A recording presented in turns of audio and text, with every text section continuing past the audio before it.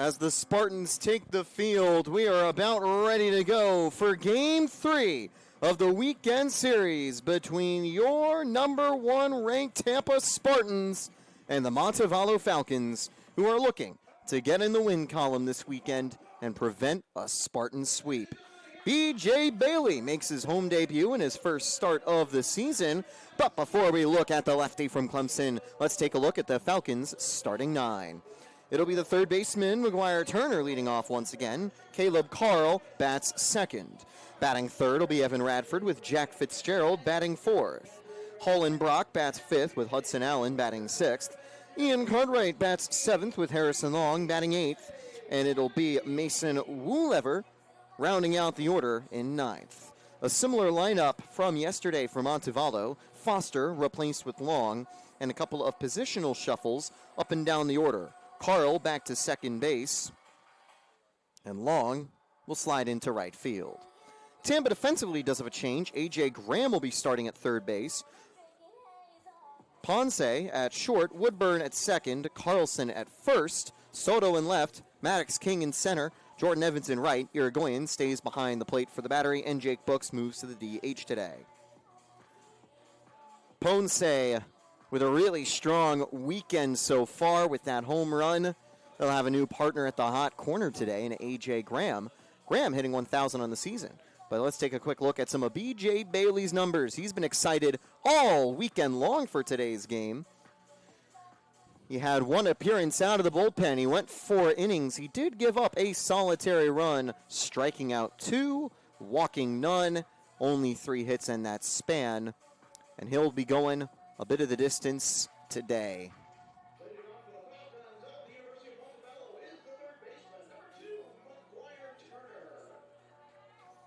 Turner leads off to take on the Spartans lefty.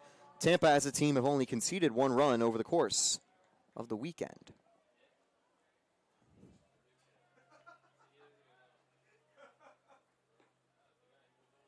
And that'll be ball 1 to open the game.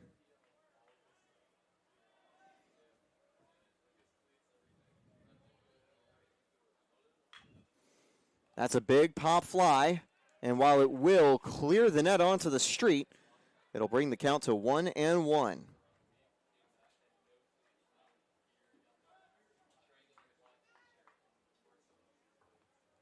Turner's got 4 RBIs and a home run this season as the count goes 2-1. Bailey just missing outside.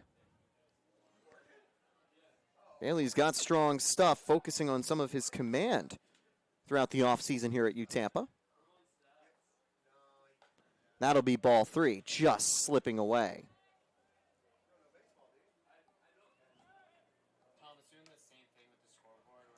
Last season at Clemson, Bailey struck out 50 in 61 innings at Clemson. Only walked 22 batters as well, so a pretty solid strikeout to walk rate as he'll force a foul ball. Bailey still warming up a little bit here. He's got a full count to Turner.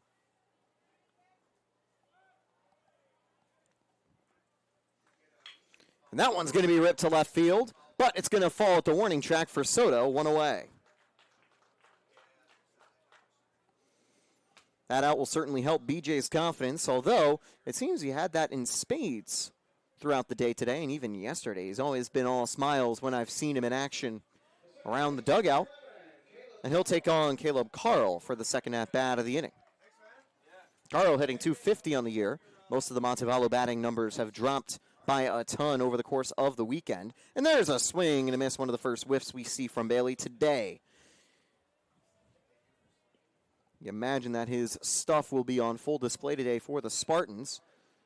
We also imagine that Montevallo will try to improve at the plate. Coach Chandler Rose mentioned that he wants the team to be a little more competitive in their at-bats. And here comes the 0-2. Swing and a miss. 3 strikes, 1 strikeout for Bailey. And any of those missed pitches from the first at-bat have started to hit the zone in a very good way. I think he might have went to the changeup for strike 3, as that'll bring up Evan Radford.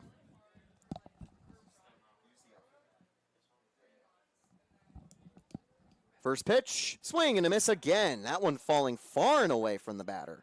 Make it 0-1.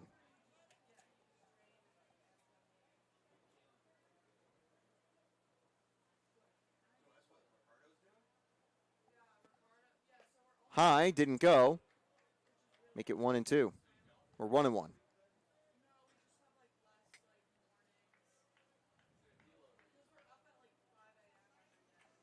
Here's the 1-1 from Bailey. Swing and a miss, 1-2. One more strike and Bailey's out of the inning. And Tampa will get a chance at the plate. Top of the first. 1-2 from the lefty. The infield now shifting fully to the left. That one hit the other way. That'll likely drop for a blooper. Will be a tricky grounder to reach a double on, but it will be a 2-out single for Radford. Beat the shift, but even in the right spot, Woodburn would have had a really tough time getting to it. 1 on, 2 away for Jack Fitzgerald. Fitzgerald hitting .333 in the year. 3 home runs and 11 RBIs.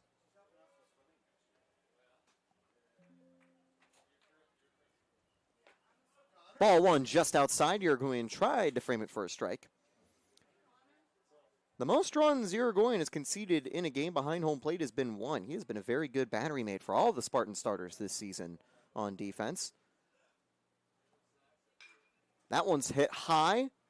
Not super deep, though. It'll be caught before the warning track as Evans bravely makes the play through the sun. So there is a base runner, but they get stranded as Bailey has a quick first inning with just 1 hit and 1 left aboard. Bottom of the first coming up. Can the Spartans jump to an early lead? We'll find out when we come.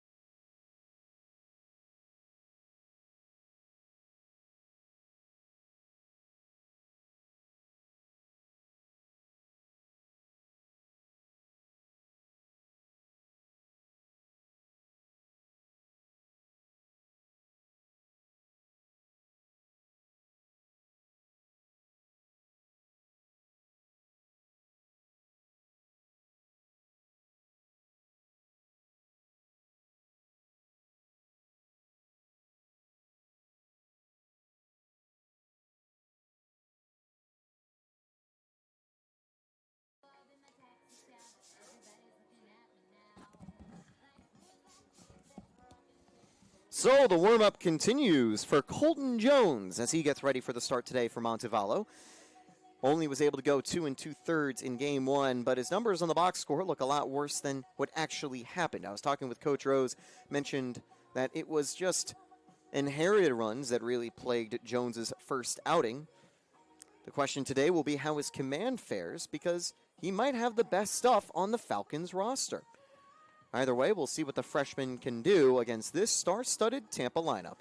Leading off will be Jordan Evans, followed by Jesse Ponce. After Ponce, it is Braden Woodburn with Jake Books right after him. Batting 5th, Yoander Irigoyen, who hit a home run yesterday. Gunnar Carlson bats 6th, Javi Soto 7th. A.J. Graham gets his first start of the season batting 8th, and Maddox King is back in the lineup batting 9th. King and Graham the substitutions for Tampa today. King was resting yesterday. Graham had a pinch hit appearance, now 2 for 2 on the season at the plate.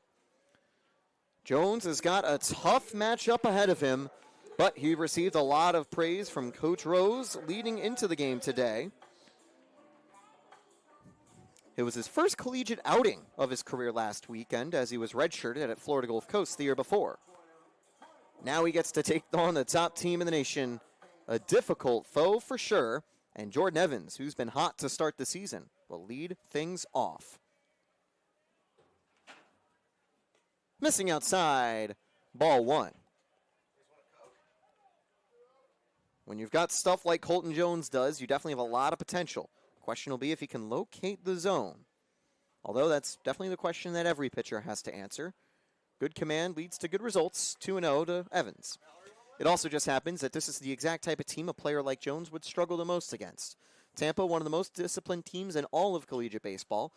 They frequently can draw up 5+ walks a game.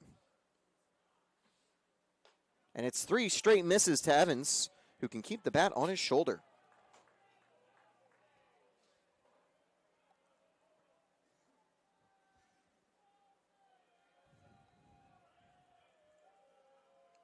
.3-0 on the way. Imagine he'll try to fire down the middle. Yes, he will. Strike 1.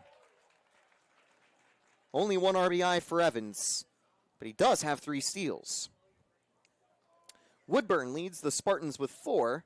Irigoyen also picked up a steal yesterday. And it's ball 4. No swings needed. Evans works a walk. Well, my commentary partner, Jack Ike, would always say that a leadoff walk usually leads to a run about 33% of the time, even when coaches will try to gaslight their pitchers into thinking it happens 66% of the time. That'll bring up Ponce to the plate. What a season it has been for him so far. I imagine he'll try to lay the bunt down. Third baseman playing in. Ponce takes outside, ball 1. 5 balls to 1 strike so far for Jones as he warms up. We saw Bailey missing a couple of pitches in his first at-bat. He, however, rallied in his second debut to get 3 straight strikes for a strikeout. Runner goes. Strike 1 on the slider. Sliding in safely is Evans. That is his 4th steal of the year.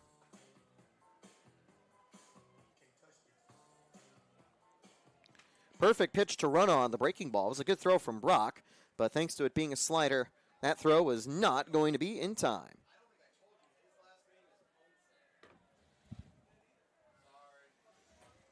So here's the 1-1 to Ponce, who will take outside ball 2. Close call there. He also squared up potentially for a sacrifice. Would make sense. You've got Braden Woodburn and Jake Books on deck. You'd like to move the runner. Ponce looking a lot like a Drew Earhart type of bat for the Spartans. Someone who can hit well but also lay the bunt down in these situations. Strike 2 to Ponce on the outside corner.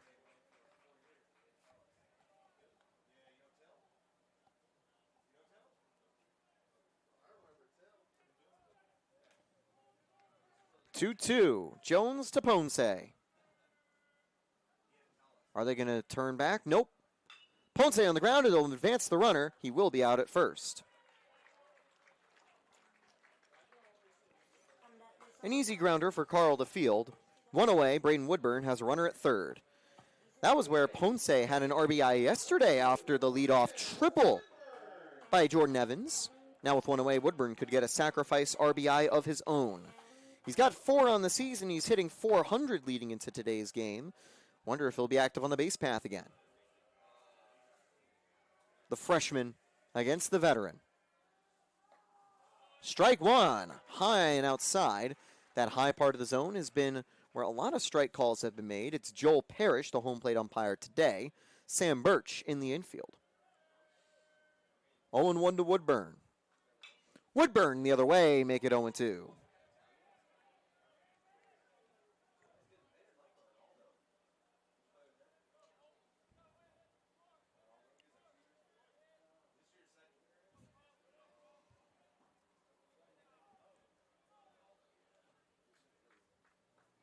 Outside, 1-2. That one falling pretty far away from Woodburn. Good take.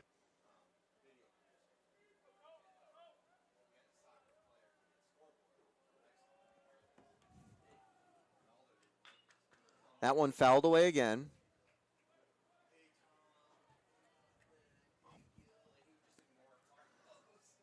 Still 1-2.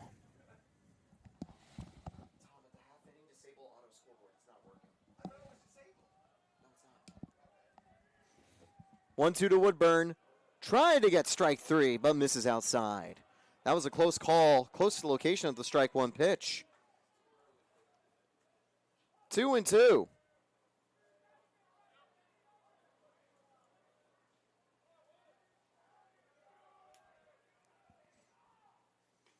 Ball 3, close again.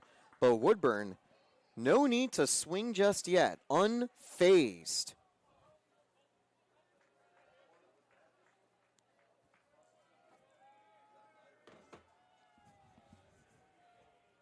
Ball 4. Great take by Woodburn.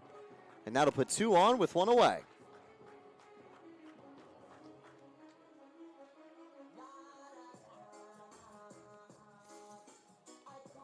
Second walk that Tampa's been able to draw. And Jones will have to take on Jake Books. There is a little activity over in the bullpen. But unless Jones is really in trouble, I wouldn't imagine there's a call as the runner goes. Woodburn gets to second. There won't be a challenge from Brock, 1-0. 5 steals on the season for Woodburn. Especially with a runner at third, you can't risk the throw. It could allow for a Tampa double steal. Runner now in scoring position at third and second.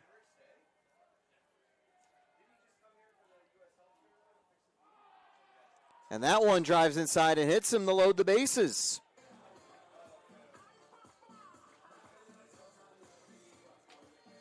The bases are full for Yoander Irigoyen. He went yard yesterday. A huge home run that extended a 1-0 lead to 3-0 for Tampa. As Maddox King commented on Instagram, never been a slump for Poppy. Even though the numbers show a slightly slow start at the plate, he has been delivering on defense and with some big hits here at the birdcage. Was one of the top performers for the Spartans on offense yesterday. And now he's got the bases loaded to add to his tally.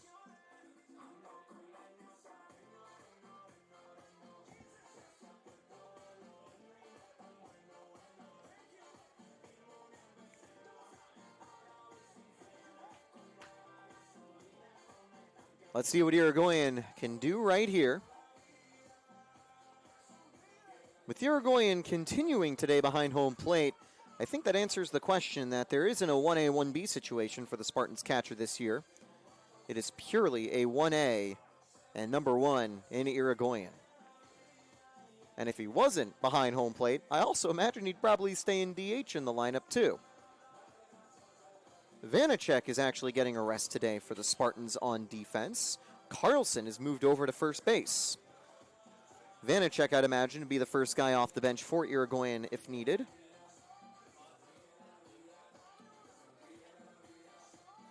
And there will be a quick mound visit after this brief delay. And I know Irigoyen is probably going to be a little bit annoyed. He has to wait a bit longer to get this bases loaded AB. This will be an important meeting for Jones, the freshman out of Florida Gulf Coast University. This will be one of the first times he's truly in a tight spot. How will he deliver? 1 out, bases full. All he needs is to coax a ground out for a potential double play ball.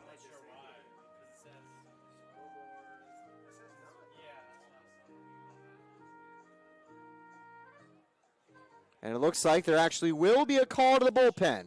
We'll be back with more action in a little bit right here. All right.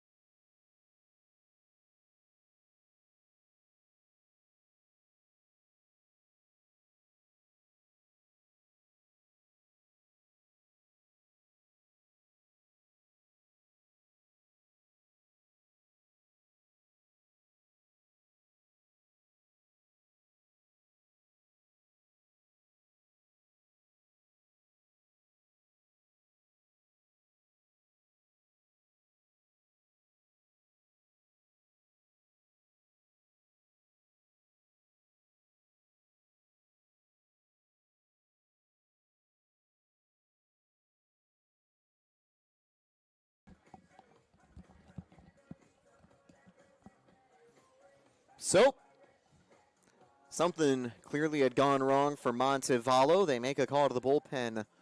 Hopefully it is not injury related, but that is what you'd imagine would be the case for Colton Jones as he exits after a third of an inning. Bad news for Holbrook. The freshman will inherit the bases loaded against one of Tampa's veteran bats in Irigoyen. He had a very successful start over the first 4 games of the season for Montevallo. He struck out 8 over 8 innings pitched so far with 5 walks and 2 strikeouts, or 2 hits allowed. Not allowing a lot of base hits, but Tampa could capitalize on the slightly weaker command. It's not the ideal second outing of a collegiate career for Jones, and like I said, hopefully it's nothing serious in terms of injury. Coach Rose has given him a lot of praise, and you can imagine that Jones will be back for the post-weekend, or the next weekend, against West Florida for Montevallo. Line drive for Irigoyen. Will that get over the head? No. 2 away, but Tampa will take the lead on a sac fly.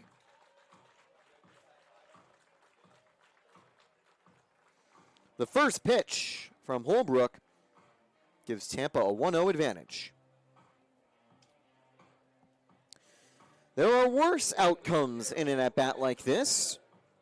2 away now for Gunnett Carlson. Woodburn and Books stay put at first and second. And technically, there's still a no-hitter on the board for Montevallo. 1-0 Tampa. Strike 1.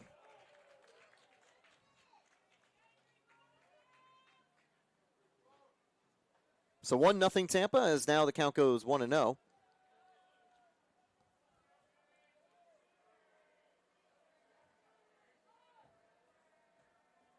Quick turn and throw back to second. Woodburn is safe. Tampa sometimes looks to steal third from time to time, as actually the first pitch was a strike. 0-1 for Carlson. 5 RBIs on the year with a .333 average.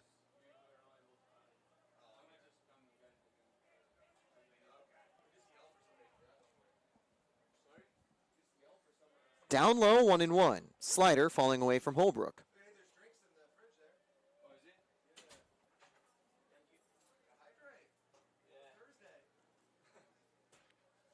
Let's see what Carlson can do right here. 1-1. Low and inside. Fastball drifting away. Make it 2-1. A base hit would have both runners going. It could even plate 2, depending on how fast Brooks will make it around the base path. They're not aggressively holding Brooks the same way they are for Woodburn. Chopped, foul, 2-2.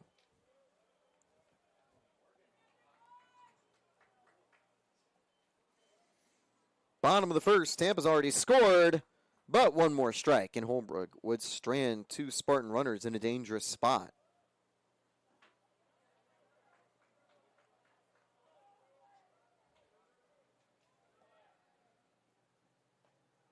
Strike 3, hits the corner, and Holbrook gets out of the jam. He got put in a tough situation, but retires the side with a sac fly and strikeout.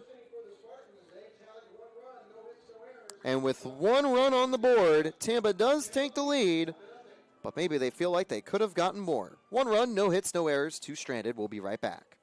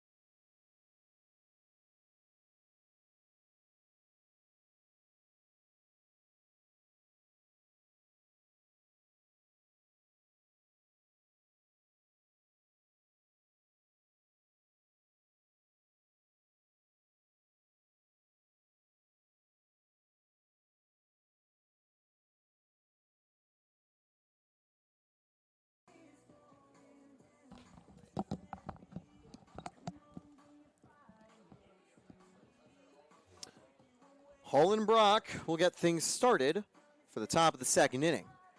Welcome back to the U Tampa baseball field. Taylor Storthy on the call here As we get ready to continue, B.J. Bailey now holds on to a 1-0 lead. This is his first start of the season. He'd love to get the winning decision. Let's see how this second inning goes. First pitch, strike one.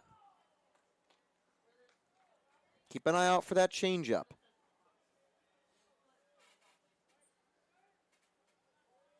It is Bailey's strongest off-speed offering.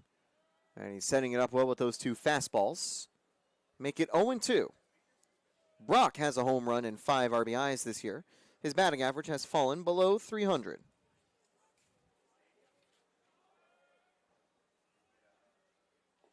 Down low. And that adds some sharp drop to it, but a good take by Holland Brock.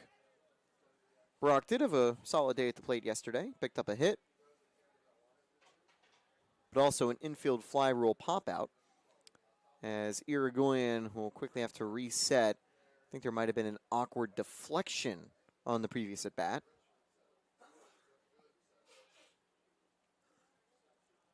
He is good to continue. So after that quick little injury check-in timeout thing, 1-2 on the way to Holland Brock.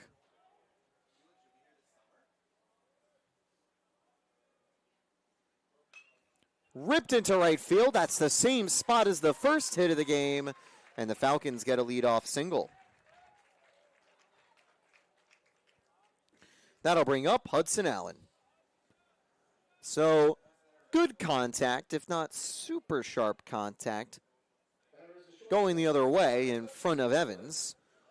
And while it hasn't led to any doubles or triples, like the Evans leadoff triple in a similar spot did in Game 2, they are productive hits for the Falcons to get on the board. Squaring up down low, ball one. Allen looks to advance the runner. He's got Ian Cartwright on deck. I'd imagine Graham will play a little bit further in. Wonder if Bailey might try a pickoff throw too.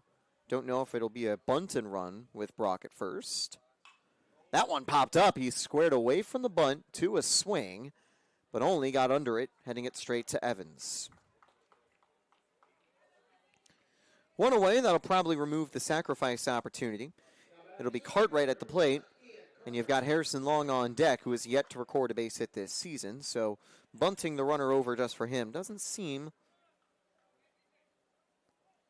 like the greatest of strategies, unless you really feel positive about them getting on board. Swing and a miss, 0-1. Couple of early whiffs from Bailey. Had plenty of whiffs throughout the ball game. In Game 1 from Robert Satin, Coach Urso absolutely loving the incredible start out of the Friday night man for the Spartans as the count goes 1-1. He also said to have that outing on the same night where we had the new Pollock scoreboard out in right field, as well as the 2025 team coming home, it was a perfect home opener. And now Bailey looking to close out a perfect weekend for the Spartans. One on first, one away, and a 1-2 count to Cartwright. Great off speed to hit the zone that time. 1-2 from the lefty. Swing and a miss. That one fell all the way away for strike three. Second strikeout of the game for Bailey. That'll bring up Harrison Long. Long's a redshirt junior out of Phoenix City, Alabama. He wasn't able to feature in either of the first few games of the series. We have seen some shuffles across the board with pinch hit appearances. 5 players have been called off the bench this weekend for Montevallo. 0-2, quickly to Long.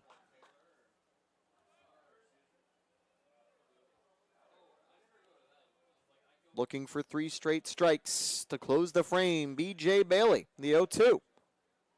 Down low, runner goes. Irigoyen's throw. Almost in time, it gets bobbled by Woodburn. Heads up play by Brock for the steal. That's his first of the season.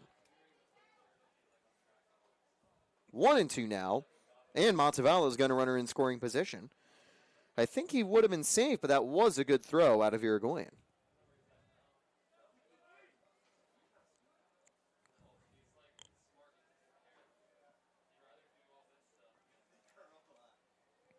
One, two on the way.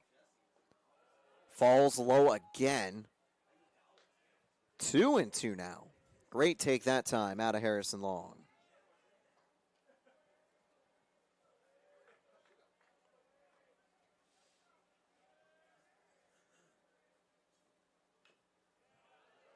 Fouled again. Still 2-2.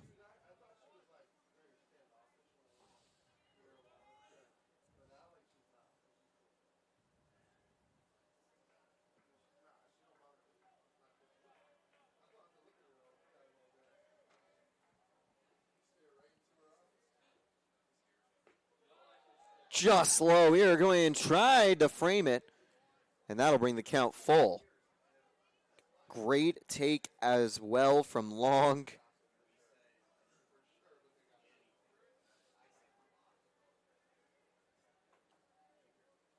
Payoff pitch with Brockett second. Tipped foul will go again.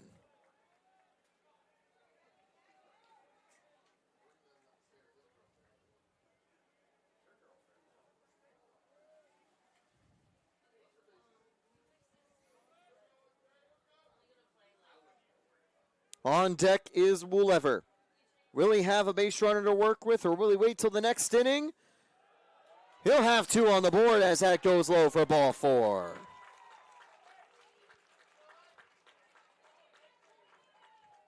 Impressive at bat out of Harrison Long. 2 on and 2 away for B.J. Bailey. Incredible battle from Long. Bailey will have to go again. This time against Woolever, who is looking to get back on track.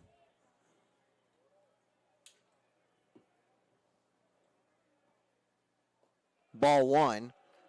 And that off-speed stuff was drawing some whiffs, but it definitely feels like it's causing a more cautious approach now out of Montevallo. That'll put Woolever ahead 1-0. Lefty-lefty matchup for Bailey. This time hits the zone, make it 1-1. All of Bailey's pitches kind of going downward. He's got that overhand motion. Definitely be tough to read out of the left side of the plate. Make it 1-1, Bailey to Woolever. Rolled to second. Will be a close play for Woodburn. He'll make the flip, inning over. So that'll do it. They do get a little bit of action on the base path with a hit and a walk, but Bailey escapes the jam, stranding 2, keeping Tampa in front, leading to the bottom of the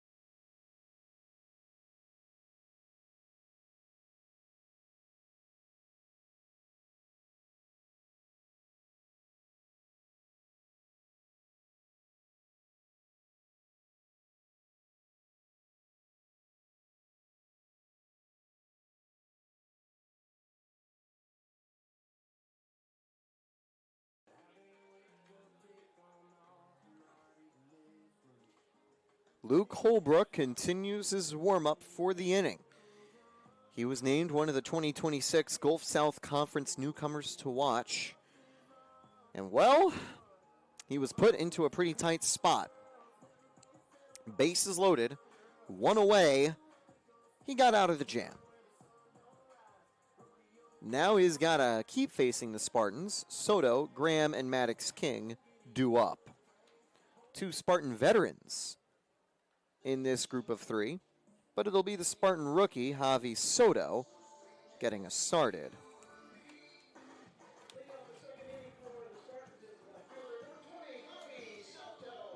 the Santa Fe transfer. Santa Fe, you could call it a U-Tampa pipeline at this stage, bringing a lot of Spartan stars to campus.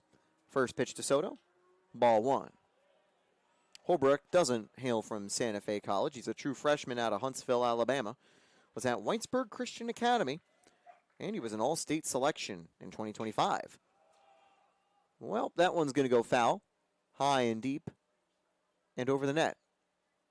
Another one, maybe onto the street, right outside of campus. 1-1 to Soto.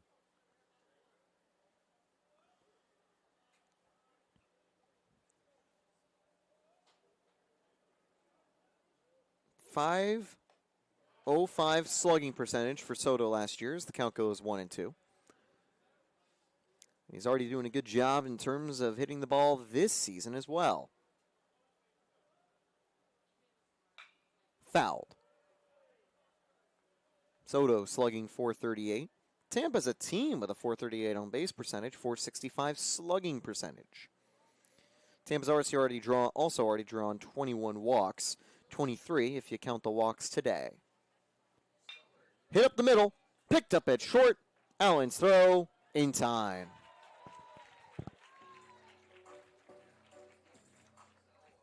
One away for A.J. Graham.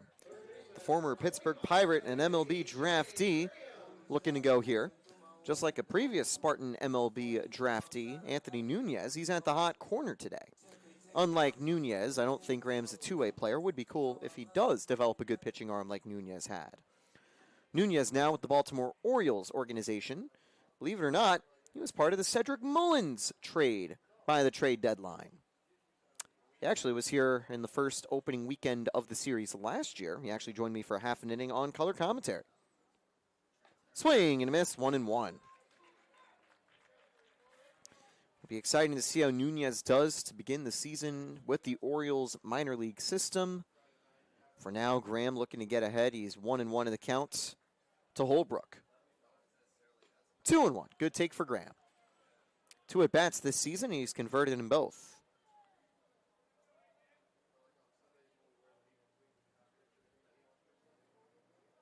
3 RBIs in just 22 at-bats last season for the Spartans. He hit over 400 in limited appearances on the JV roster. He and Drew Kennedy were the most productive batters for the JV team. Graham spent most of the season, however, with the Spartans, occasionally as the defensive sub too. 3-1 to Graham. Fouled away. It'll be a full count for Graham. You'd imagine that Holbrook will have basically a full start outing out of the bullpen today. He'll be looking to keep the Spartans hitless as the count goes 3-2.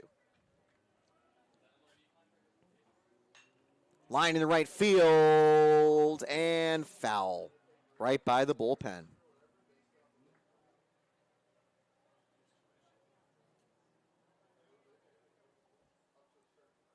Coach Joe Urso and Chandler Rose definitely going to be ready to use some stronger relievers out of the bullpen today. Tampa did have to use their fireman, Sammy Beer, yesterday. But I know there are some players that Urso is specifically looking forward to later. And for Coach Rose, he'll probably be bringing out his high leverage guys as that is ball 4. Great take by Graham.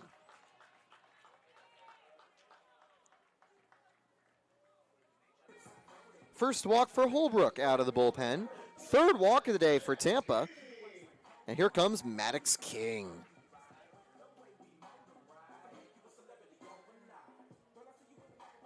I think it's safe to say that he has graduated from a prince to a king this season of the Spartans outfield. His father was part of a championship-winning team in 1998. Maddox King adds 2 rings to the family trophy cabinet. Ball 1 down low. He was a breakout freshman in 2024, and he was a pretty active player, even though he shuffled in and out sometimes of the lineup in 2025. But now as he's back to full health, he's ready to go for Game 3. The 1-0 count from Holbrook. The other way, over the net. Yes, another ball leaves the stadium as the count goes 1-1. Not far enough, of course, for a home run. It went way to the right.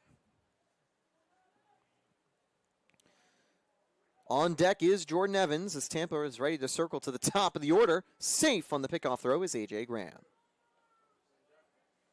No stolen bases yet this season for A.J. Graham.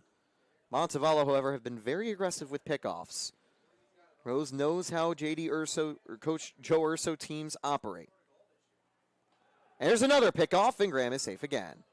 Fitzgerald clearly a little bit surprised as he back shuffles away. There have been a couple of those close plays on pickoffs at first.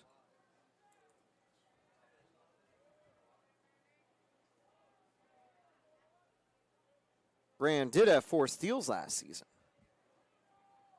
1-1, and another turn, another toss, and another safe play. Fitzgerald is close on those tags. Graham a little bit late on his dive.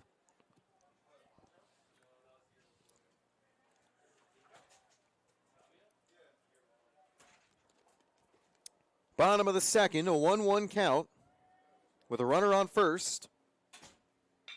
Hit sharply to short, picked up by Allen. He'll turn for 1. They won't have time for 2. 2 away on the fielder's choice.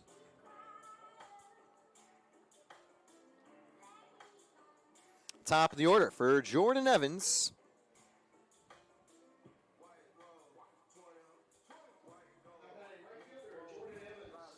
And Evans ready to go.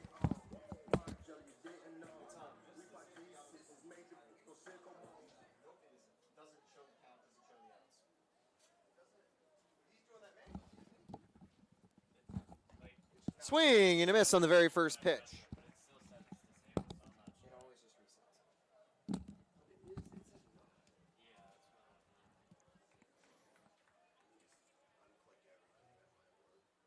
Oh, 0-1 to Evans. He was able to draw a walk his last time out and scores the lone run of the ball game. A bit of a jump, but Maddox King stays put.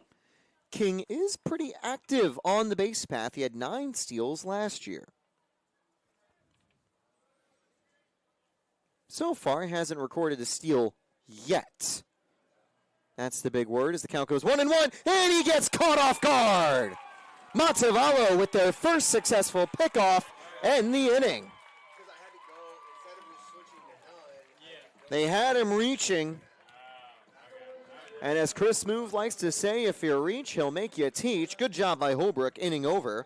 No one left on board after the pickoff. Tampa still leads 1-0.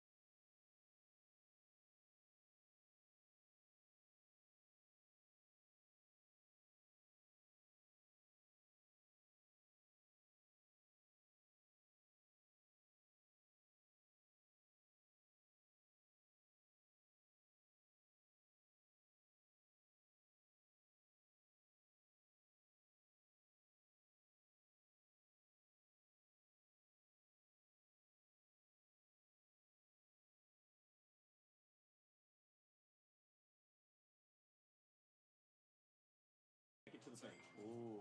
Seattle 23-20.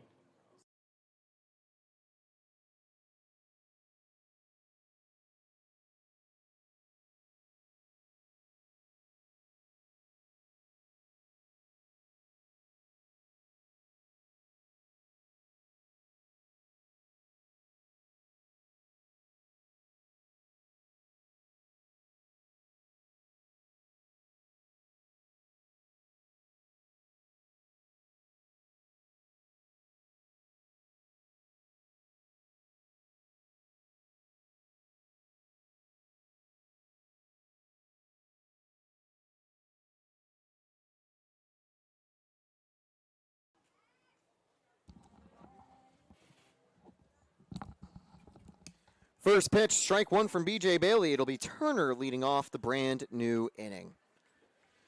So make it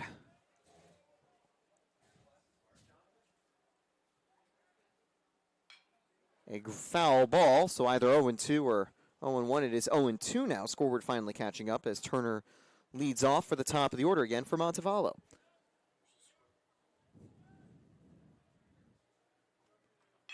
Line in the left field, a third hit for the Falcons, and a lead-off base runner for Montevallo.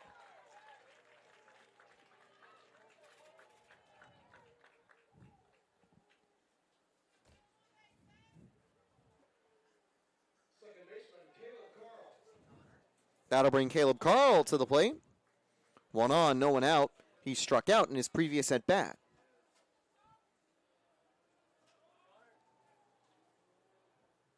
First pitch to Carl.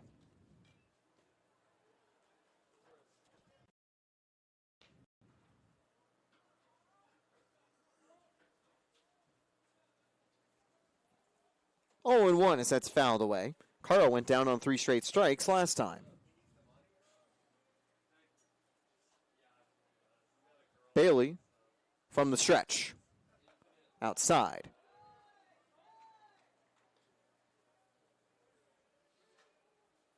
1-1.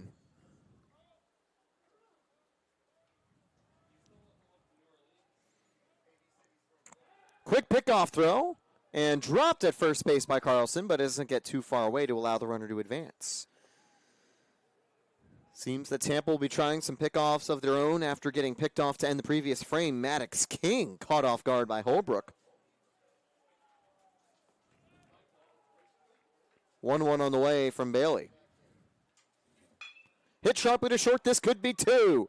Ponce, Woodburn, Carlson makes the tag. He pulled him off the bag with the throw, but they get yet another double play. 2 outs in the frame.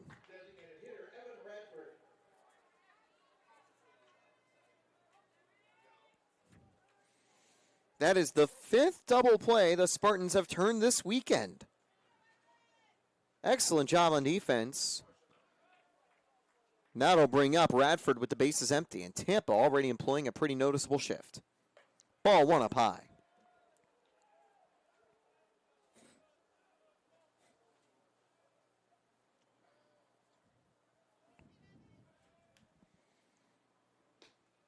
Ball 2 down low. Radford singled on a 1-2 count in his previous at-bat, getting the first hit of the game. Each of those hits have not gone deep, but they've simply gone into no man's land in front of the outfielders as the count goes 2-1. Bailey's been able to navigate pretty well in danger, though. Not giving up any hits with a runner in scoring position. Here's the 2-1. Strike 2. So a 2-2 count from Bailey to Radford. One more strike and he gets out of the inning. Maybe a third strikeout on the way. Yes, indeed. Drop third strike. Irigoyen's throw in time.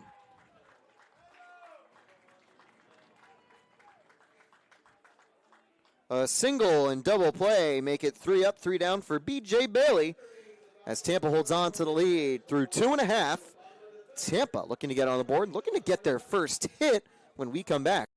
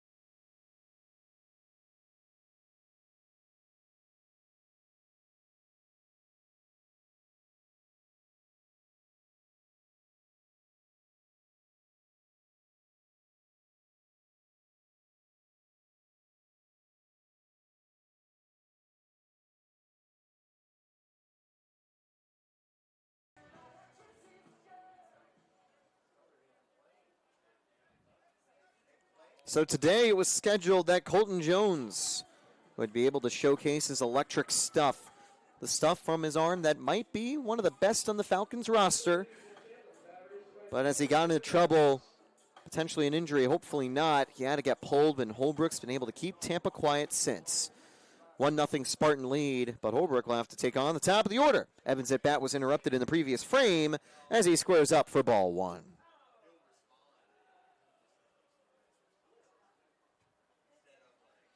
Evans got on base, stole second, made it home in his first at bat. 1-0 from Holbrook. Inside again. No frame will help him that time. Make it 2-0.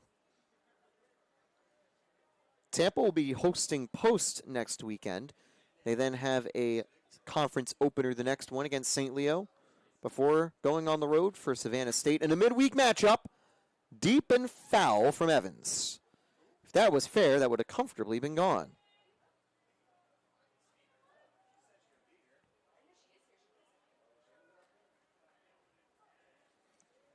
2-1 from Holbrook. Evans in control of the AB. Swing and a miss, 2-2. Last season, Tampa was able to draw 394 walks as a unit.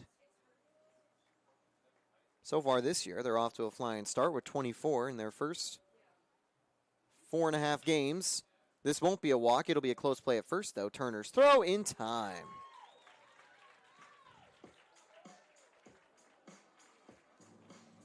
Picked up in the hot corner. Turner with a good toss. Fitzgerald makes the catch. Here is Ponce, ready to go for the Spartans.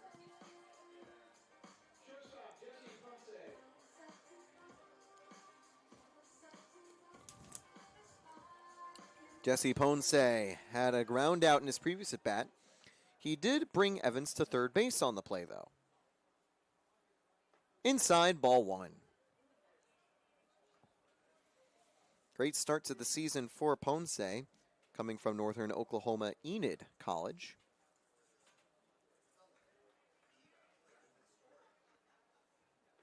Two 2-0. Ponce getting ahead.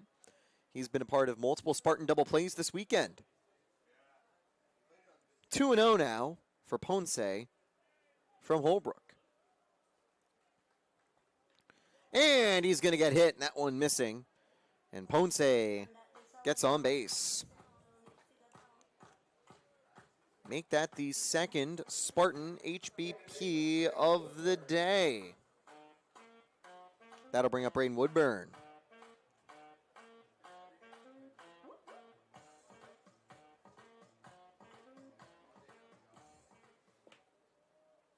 Woodburn drew a walk and stole second. He's up to 5 steals on the season. Ponce with a little lead. He stays put. Strike one. Keep an eye on any pickoff moves from Holbrook. He was able to successfully retire Maddox with the move in the previous inning.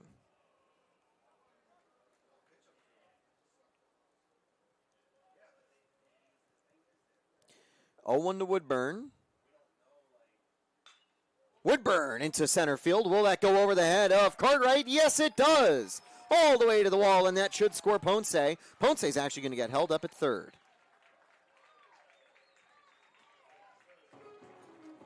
Took him 2 innings, but Tampa gets their first hit of the game. A double rope to center field from Braden Woodburn.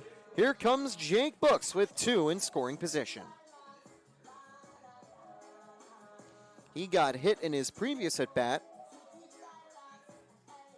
He was the last opponent that faced Colton Jones before the call to the bullpen was made.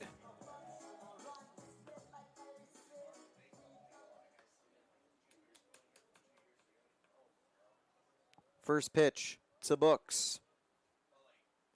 On the ground at first. Gets over the diving Fitzgerald. It'll bring home 1. It'll bring home Woodburn.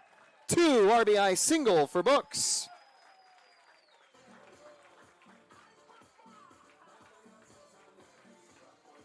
And he capitalizes on the very first pitch of the at-bat to plink 2 runs. 3-0 Spartans as Uruguayan steps up. Similar spot yesterday. Uruguayan hit a 2-run shot to extend a Tampa 1-0 lead to 3-0. But now Tampa's already got a 3-0 lead. You're going the other way. Foul. His first pitch he saw from Holbrook, he sent deep for a sac fly. The second pitch he sees, he'll send foul to make it 0-1. But let's see what Irigoyen can do with the 0-1 count from Holbrook. Hit to second, this could be two. From short to second to first. 6-4-3 double play. Allen, Carl, Fitzgerald combine to end the inning.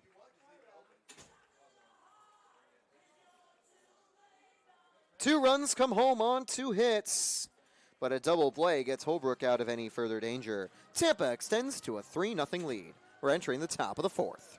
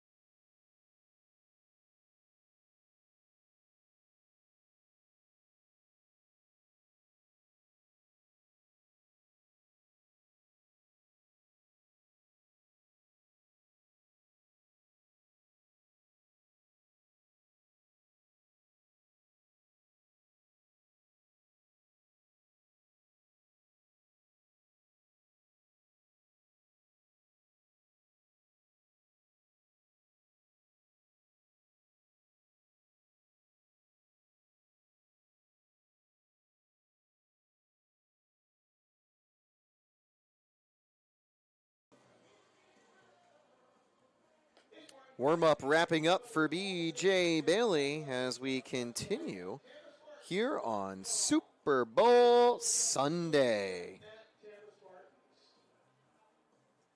Pre-game today, some of the Spartans were asked about what team they think will win the Super Bowl. I think pretty mixed across the board for the Seahawks and Patriots. It's a fun Super Bowl rematch. Came down to a rush or pass call on the 1-yard line that backfired on the Seahawks all those years ago. For now, it'll be the arm out of Clemson ready to go with a 3-0 lead. He's given up 3 hits, but they've been well-placed balls from the Falcons offense that haven't contributed to any runs coming home. They'll take on West Florida next weekend, who had a very successful outing earlier this weekend, including a 10-run 8th inning. Pretty crazy stuff for the Argos as the Falcons get ready to go with Jack Fitzgerald. First pitch from Bailey. Ball 1. Bailey went 4 innings in his first start.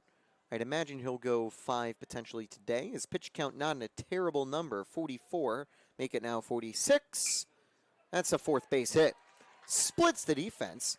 And where Tampa was beating the Montevallo shifts last time, it's Montevallo beating Tampa shifts today.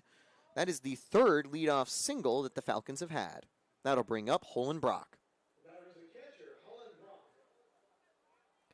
But even with 3 leadoff base runners, Bailey has been able to navigate out of trouble quite well.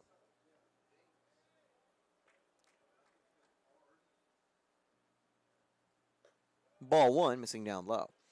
Now, it's not just Super Bowl Sunday, it's also 813 Day at the ballpark, where tickets cost $8.13. Not a bad discount at all, as the count goes 1-0. Tampa also running the City Connect jerseys with the 813 on the front. Always cool to see the City Connects in action.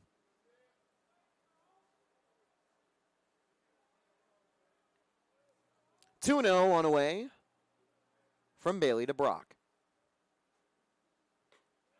Tried to frame it, couldn't get it, 3-0. And on deck is Hudson Allen, the lefty, Woolever, way down the line. So no platoon advantages yet for Bailey. Though having a strong changeup, don't necessarily need that same side advantage. Changeup's a very split neutral pitch. Down low, couldn't get a swing. He was guessing that Brock would be waiting for a good fastball. And it's a 4-pitch walk to bring Hudson Allen to the plate.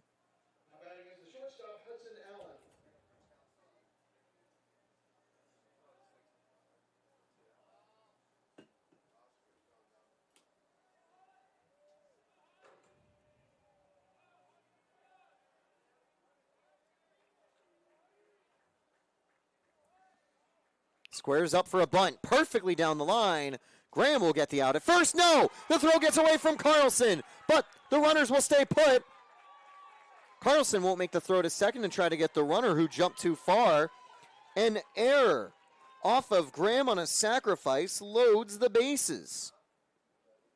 Cartwright has a chance to tie the game as he is the go-ahead run. Disaster for the Spartans. Bailey has the bases loaded and no one out. Tampa have avoided errors throughout their weekend and season so far as the first of the Spartans campaign. Ball one down low. Cartwright gets ahead. He struck out in his last at bat. This will be a big test for Bailey. With the bases full, he does have a 3-0 lead. It's looking highly likely that Montevallo can strike. Line to center field. That will bring home a run. It's caught by Maddox King. King making the throw to third just to keep the runner put. And it's 3-1.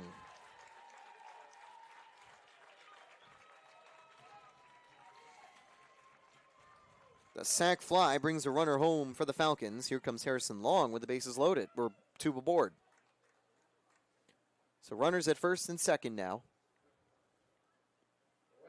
That is Cartwright's third RBI of the season.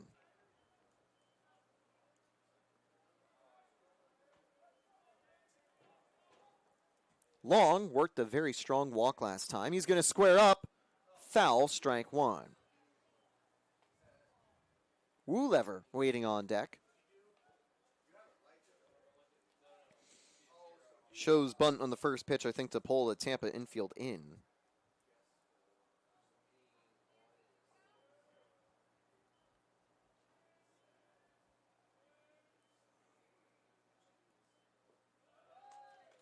One and one.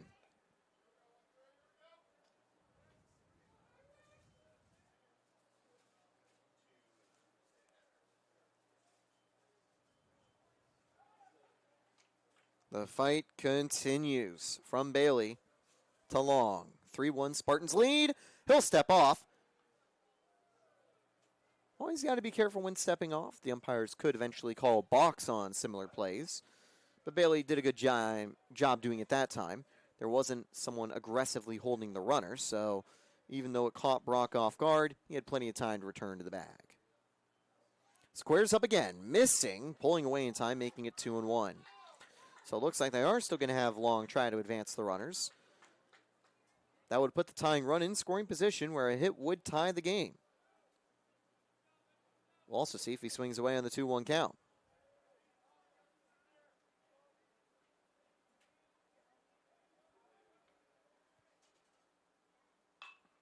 Hit sharply to second. This could be two. Ponce gets it in time. And a sixth Spartan double play of the weekend gets them out of the jam. And it was not an easy at-bat whatsoever for Bailey. It was not an easy inning whatsoever for Bailey. With a hit, error, and run conceded, he prevails to keep Tampa in front, entering the bottom of the fourth. 3-1.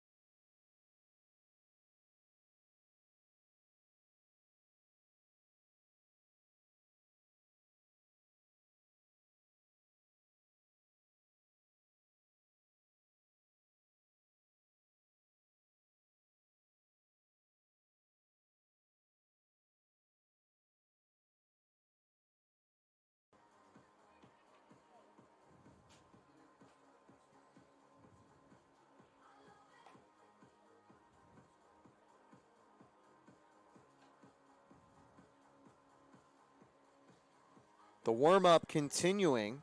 Holbrook ready to go again. Tampa finally converted against him in the third inning. He'll continue in the fourth. we might see the Montevallo bullpen get ready, and it is a closer scoreline where the higher leverage arms could get a chance to shine. I'm Taylor Storthy. Thank you for watching the SSE Digital Network's coverage of the weekend series between Tampa and Montevallo. Carlson, Soto, Graham due up. Graham had a rough throwing error in the previous inning. He'd love to make up for it at the plate. Carlson couldn't pick up that Graham throw. I know he'd like to also make up for it here. Went down looking in his first at-bat. First pitch from Holbrook. Ball one. How deep will Holbrook go? How deep will Bailey go? It is a question of whether Bailey will return for the fifth inning or whether Tampa will go to their bullpen early. As the count goes, 1-1. Don't know if Beer will be available out of the bullpen today for the Spartans, given that he went multiple innings yesterday for you, Tampa. My guess would probably be no as the count goes 2-1. I'd imagine that Coach Joe Urso doesn't want to overload a guy he already considers to be one of the stronger arms out of the Spartans bullpen too early in the year. That's going to be picked up at first on the hop by Fitzgerald. Toss to Holbrook. He gets there just in time.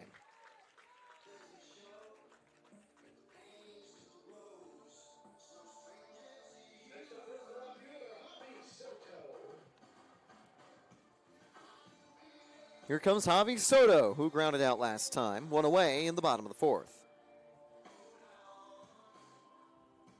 The final game of the weekend series for the Spartans.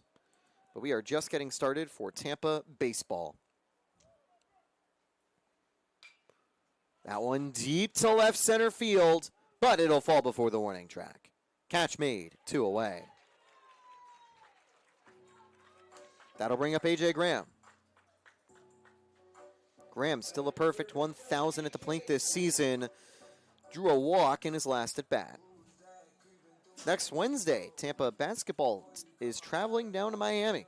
They take on the Berry Bucks at 5:30 and 7 p.m. for women's and men's basketball, respectively. And then on Friday, Tampa will host Post for a Friday night showdown. You imagine that it'll be Robert Seton ready to go again. Tampa Tennis will also be active next weekend, taking on Army and Palm Beach Atlantic here. 2-0 now. That one missing to Graham as well.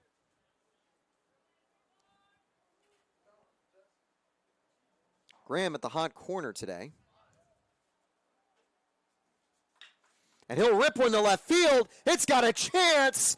See ya! That's how you make up for an error. A.J. Graham with his first Spartans home run.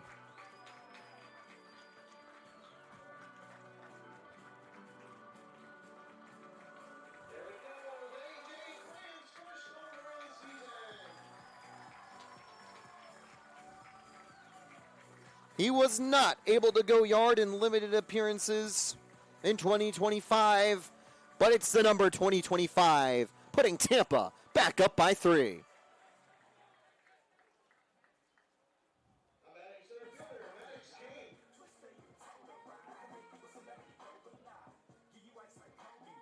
And that is resiliency. Coach Chandler Rose said that that was something Montevallo did a great job of in their opening series. In the first 4 games, rallying after tough times on offense, and after a tough error from A.J. Graham that put Tampa in a bit of trouble, he responds in a brilliant way at the plate for his first Spartans long ball on a perfect swing. 0-1 now and a swing and miss from Maddox King, who was trying to go back-to-back. Fouled, although that does leave the bat in a hurry. Make it 0-2. So Graham stays perfect for his 1,000 average, and he's going to bump those slugging numbers up a little bit further, too. 0-2 on the way from King. This would be a great rally at bat from Holbrook. Down low, ball 1. A little sharper slider that time. Had a recoil as there was a bee, I think, flying around the booth. Kind of scary. Anyway, here comes the 1-2 to Maddox King. Swing and a miss. Good response from Holbrook. King is retired to end the inning. Second strikeout out of the bullpen for Holbrook. The damage was already done by A.J. Graham. His first Spartan home run on the top team makes it 4-1 Tampa.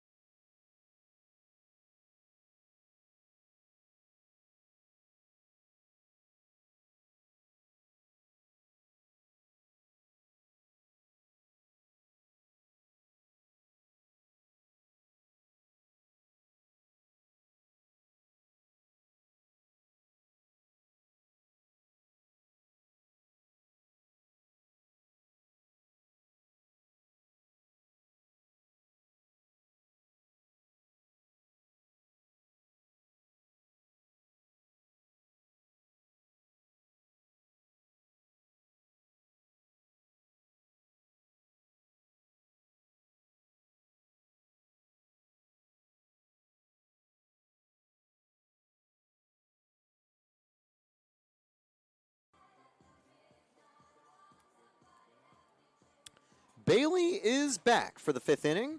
He's got an extra run to the tally in terms of holding on to the lead, and he'll be looking to keep things quiet this time around. You can't assume a double play from the previous error, so it is an earned run that scores. Still, Bailey off to a strong start today. He'd love to go a quality start distance, but even if it's only 5 innings and Tampa moves to the bullpen, it would be a productive one if he can get through the 9, 1, and 2 batters. Woolever leads off. Fouled, I believe. 0-1. Woolever with a running bunt as if he was playing softball on that pitch. It's a good idea, though. He's got good speed. Here's the 0-1 now from Bailey. This time, check swing. He went around. Strike 2. We'll see if the umpire confirms that it did go off the bat. It looked like it might have bounced off of Irigoyen's glove instead. 0-2 now to Woolever. Swing and a miss, and Bailey gets another strikeout.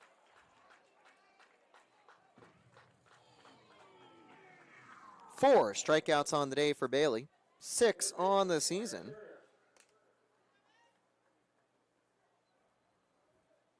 Here comes McGuire Turner, who singled on an 0-2 count in his previous at-bat. Lefty warming up in the bullpen for Montevallo. He might get called upon quickly. That's out number 2 on the first pitch. Catch made in center field by Maddox King. He made an interesting diving play in a previous game on a flyout to Juan Soto. Sliding across the turf. And yes, it is turf here at the U Tampa field. Was added a couple years ago. That might have caused the awkward slide from Jake Books earlier in the weekend when he came into home plate and kind of got stopped at home plate in the middle of his slide. Ooh, that one slips away from Bailey. That's one you'd call just a bit outside. Shout out to Bob Euchre, the late, great broadcaster.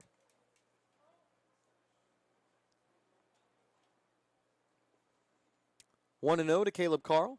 Into a double play last time. 2 double plays from the Montevallo bats today.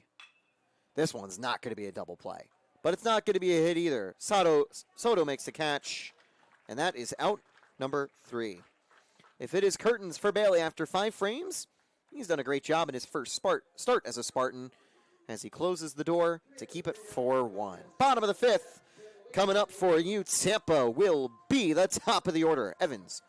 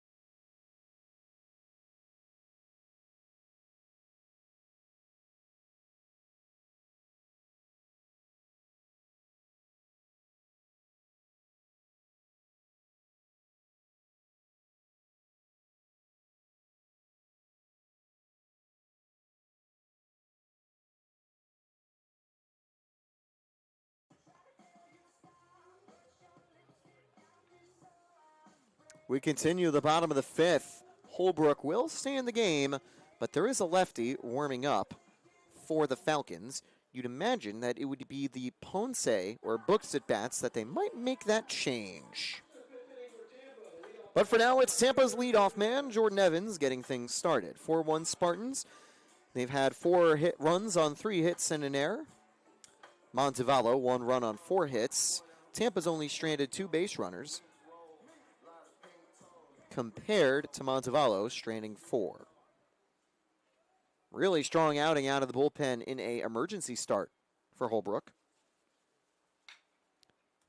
That one hit to left field and will be caught on the run. Good play by Woolever. 1 away. Here comes Ponce. And with the lefty at the plate, all eyes will go to the Montevallo dugout. If the lefty is ready for the mound, and yes, he is. Mission accomplished for Holbrook. 4 innings out of the bullpen. And a platoon change here to bring the lefty to take on 2 Spartan lefties with 1 away in the bottom of the 5th. His line score, 4 innings, 3 hits. He is responsible for 3 earned. He does have a walk, also 2 strikeouts. It wasn't a scheduled start for Holbrook, but he does a good job when he's needed the most. 4-1.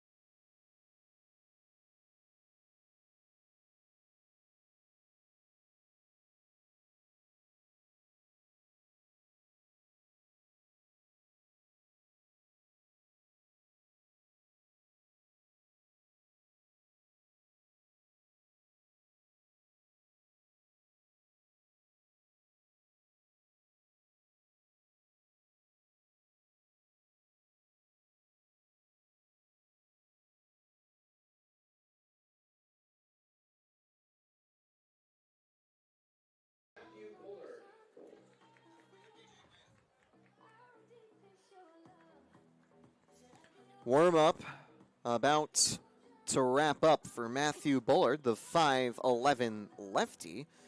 He was named on the GSC preseason returning players to watch list. He was very active out of the Montevallo bullpen last season. 21 appearances alongside 7 starts. This is definitely one of the big arms that Rose said he wants to get going today. And it's only a 3-run ball game, so it makes sense to bring a high-leverage guy right here. Although it's a low-leverage spot right now, he simply comes in to take on 2 left-handed hitters and maybe a little bit longer. On his sophomore year, he came out of the bullpen for UAB in 7 relief appearances. He was likely a loogie-style reliever, a lefty-only guy for the Blazers. But he has become an important guy out of the Montevallo bullpen as 2026 gets underway. 2 appearances for Bullard this season. They haven't been incredible, though, as he carries a 16.20 ERA, but still, take it with a grain of salt very early in the season.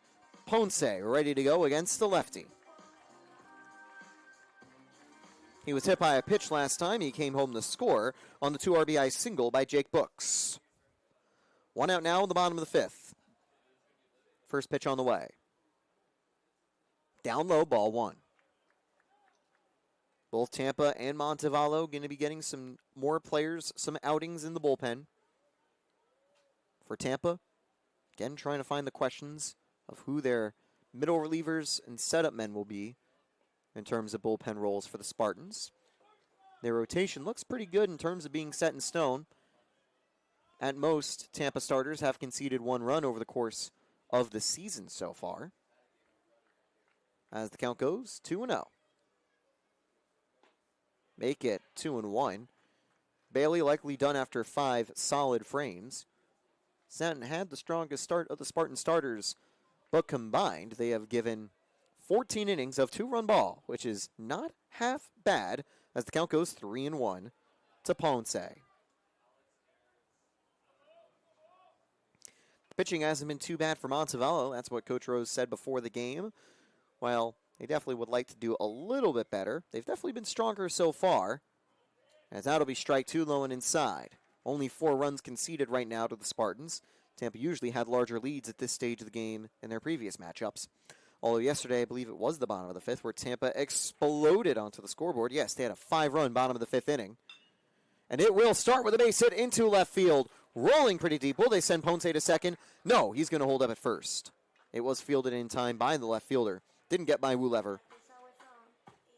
On a full count, a big hit delivered by Ponce. That'll bring up Braden Woodburn. And Woodburn gets a platoon advantage against Bullard. Facing the lefty.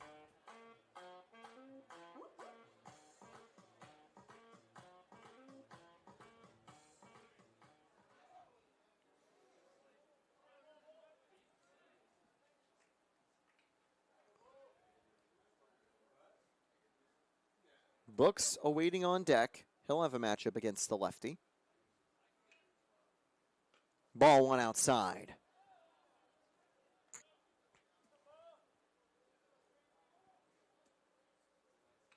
That's the 4th hit of the day for the Spartans. Tampa have picked up 4 hits and 3 walks. And also have been plunked twice.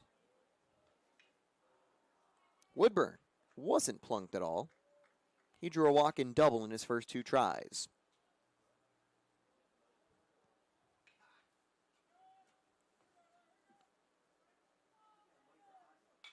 Fouled again. Woodburn doing a good job in the at-bat.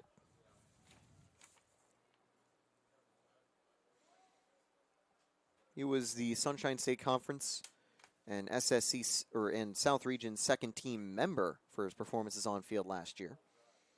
Off field, he's also done plenty of charitable work with the Spartans, including being a beach cleanup volunteer. 2-1 to Woodburn. Here's Bullard. Small lead for Ponce. Bullard out of the stretch. Missing 3-1.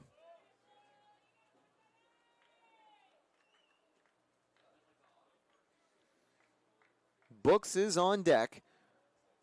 Will you send the runner here?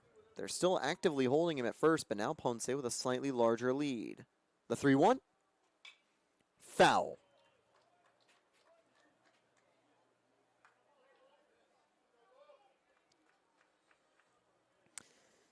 Now we'll see if they send the runner. Payoff pitch for Braden Woodburn. They do have an active shift to the left. Brooks awaits. 3-2 to the number 2. Fouled again.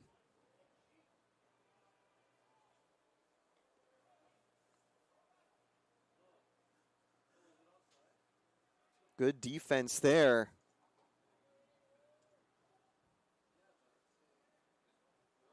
From Bullard, forcing another awkward swing out of Woodburn. But this time misses low and inside to put a second runner aboard.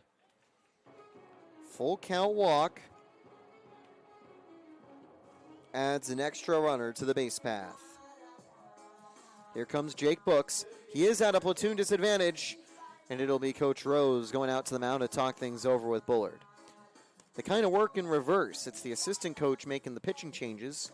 Rose with a team conference on the mound.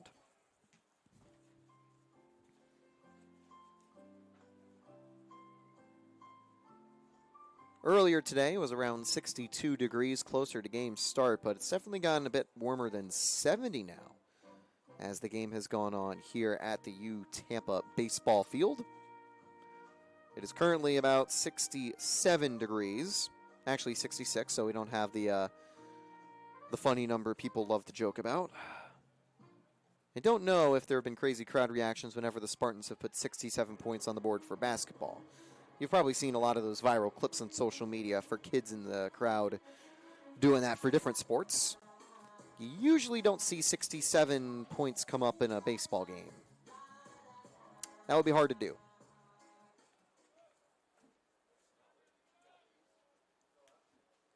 For now, it's Jake Books. 2 RBI single last time he was at the plate. Ball 1. He also got hit by a pitch. Both of Books' outcomes at the plate came on the second offering of the at-bat. Oh, here comes the second offering from Matthew Bullard. As he steps forward, the 1-0.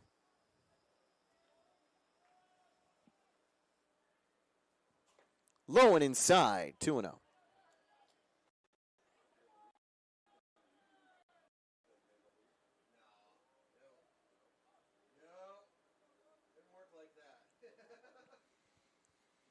Two-0 from Bullard to Books. High and inside, strike 2 or strike 1.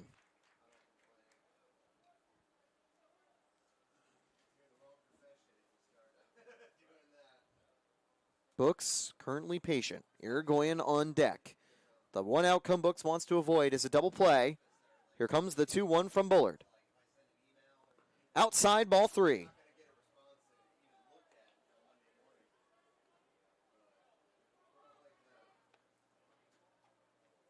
Irigoyen hit into a double play and had a sac fly in his first 2 tries. Will he get the bases loaded? Not yet. Full count once again. It's Books with a full count this time against Bullard.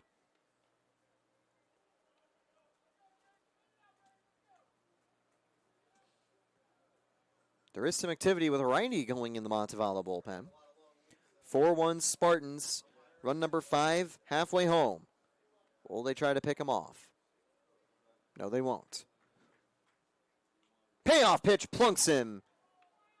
And they're going to actually say it's a foul tip and they hit it off the bat. Books goes down, favoring his wrist. Or no, they actually will call that a hit by pitch. It should be bases loaded for Yoander Irigoyen as they check on Books.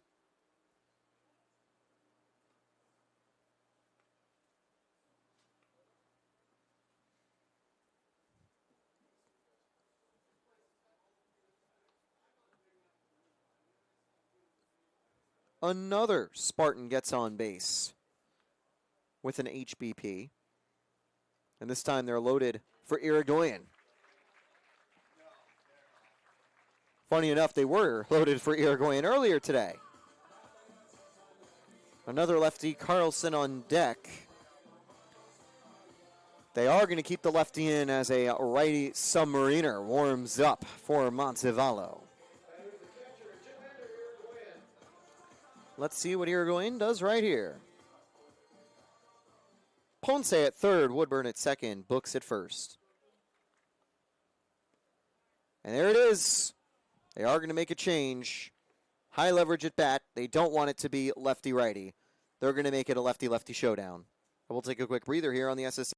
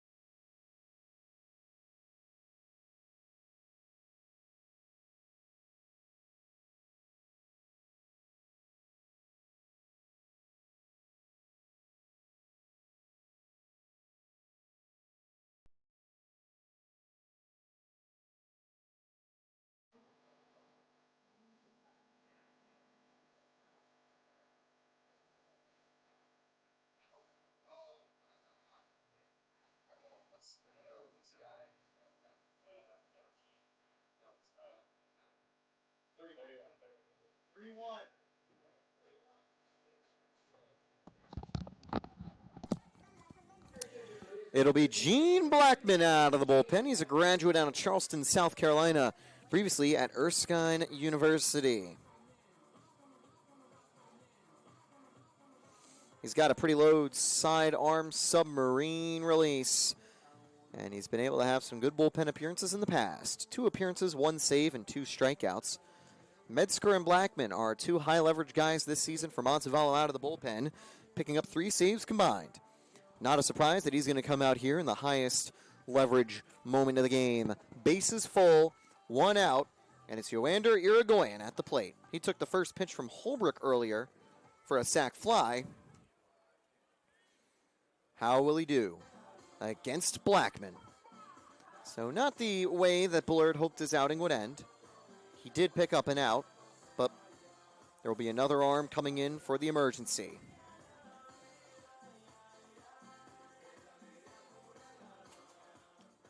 Blackman held opponents to a .228 batting average last season at Erskine College. And there's a pop-up by Irigoyen. Everyone's struggling to find it, and it's going to land in foul territory. The sun must have been pretty bright. Blackman tripped on the turf, and no one could find the ball. So, sigh of relief for Irigoyen. He gets away with murder on that swing and bad contact hit.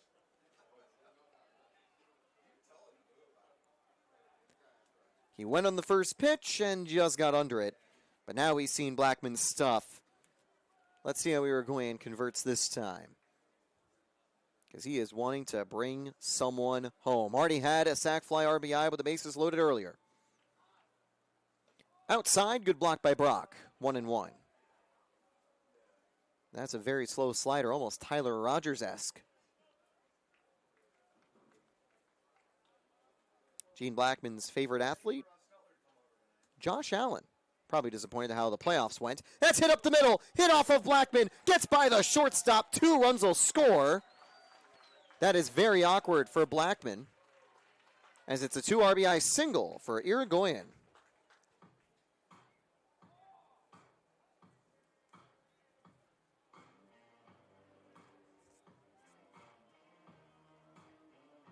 Three RBIs on the day for Irigoyen. He's up to 7 on the season. And that'll bring up Gunnar Carlson, who gets a big advantage against the sidearm righty. Woodburn and Ponce score.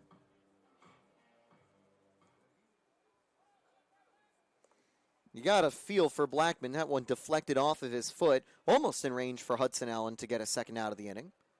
But instead, rolls to the outfield as Allen can't get on top of it. Ball 1. Blackman's favorite movie is Moneyball as well. Kind of fitting that he's got a similar release to Chad Bradford, who was one of the big players featured in the plot, where teams didn't want to sign him because of his funny sidearm release. Of course, the movie Moneyball does neglect that the Oakland Athletics had the AL MVP in Miguel Tejada and a very good pitching staff, but it is still a really good baseball movie. 1-1 now to Gunnar Carlson. 2-1, missing outside. Blackman's currently also pursuing an NBA here at Montevallo, which is pretty cool to see. Make it a 2-1 count to Carlson, as he's looking to get on board for the first time today. 0 for 2 so far with a strikeout and ground out. Popped up and foul.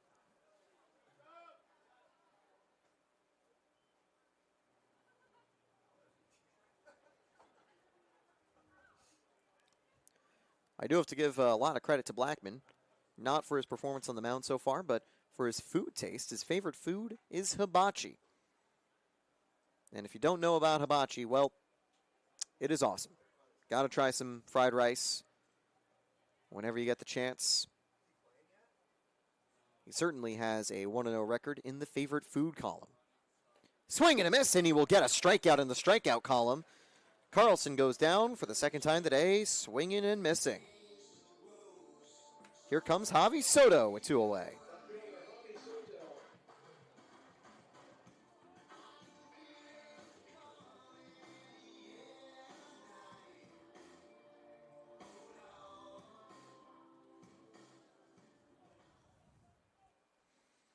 Two on, 2 away. That one sliding away from Soto, 1-0.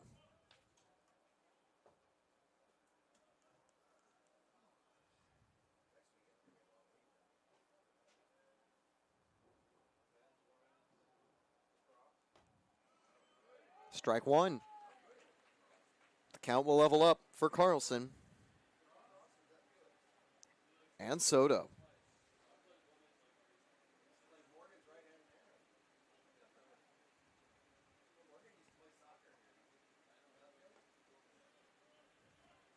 Make it 2-1.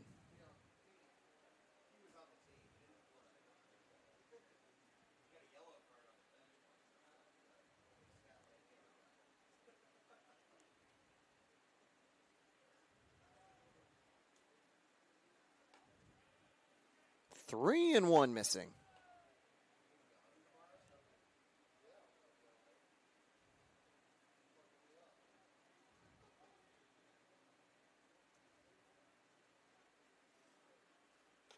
And 4-1. High and inside. Soto gets a 2-out walk.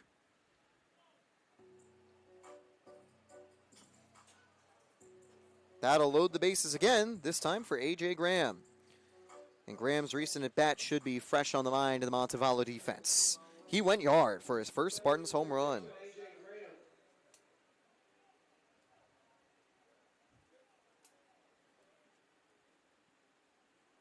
First pitch on the way from Blackman.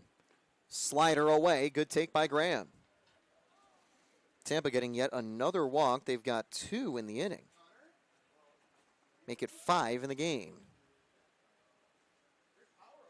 Graham had a walk earlier, back in the second inning. That slider hits the zone, though. It is a very slow one, like I mentioned, Tyler Rogers-esque. 6-1 Spartans, bases full here in the bottom of the fifth. Just like yesterday, capitalizing here in the bottom half of the fifth inning. Outside, 2-1 to Graham. Close call, but they're not going to get it.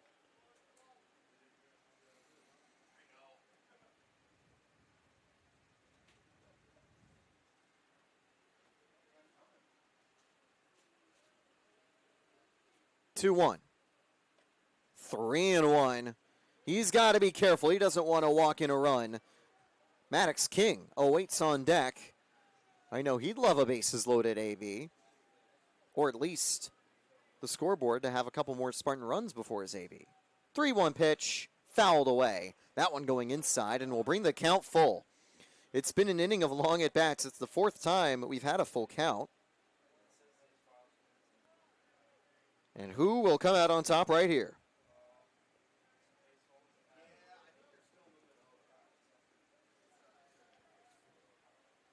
Runners will be going on the payoff pitch. Hit up the middle. Will they get it time for the out at first? Throw from Allen? Yes, by a step. Graham is retired, and so is the side.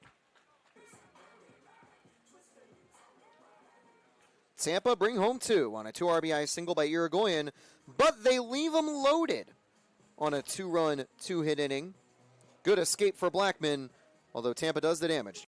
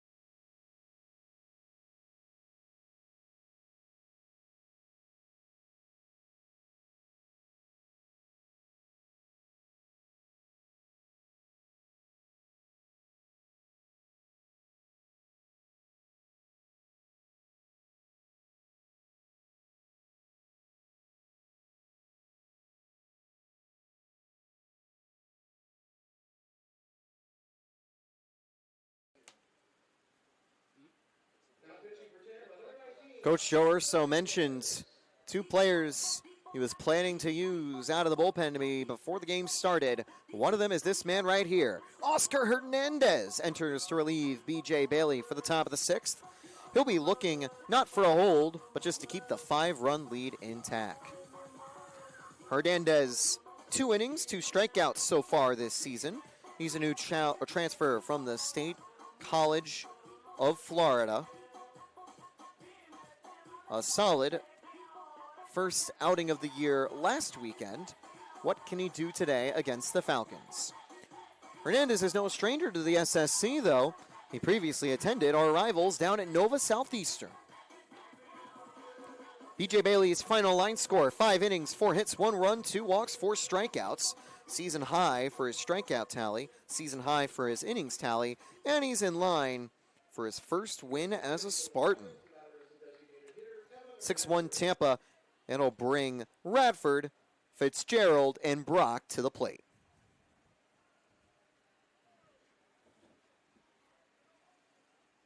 First pitch from Hernandez.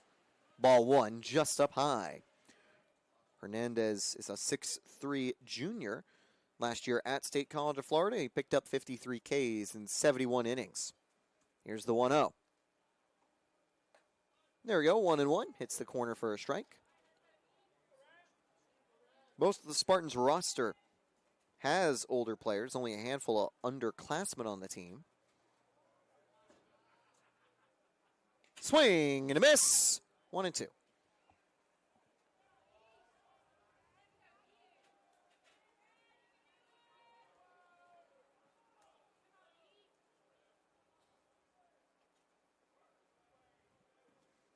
One and two on the way.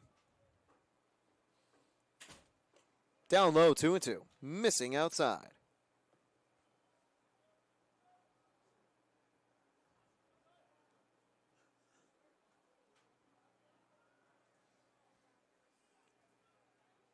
The 2-2 now.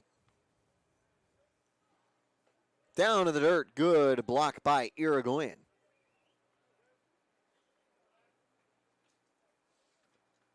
After Radford, it'll be Fitzgerald, who finally got his first hit of the weekend last time out. He's the lone runner to score for Montevallo. Strike 3, hits up high. Radford thought it was a little high, but it hits the zone.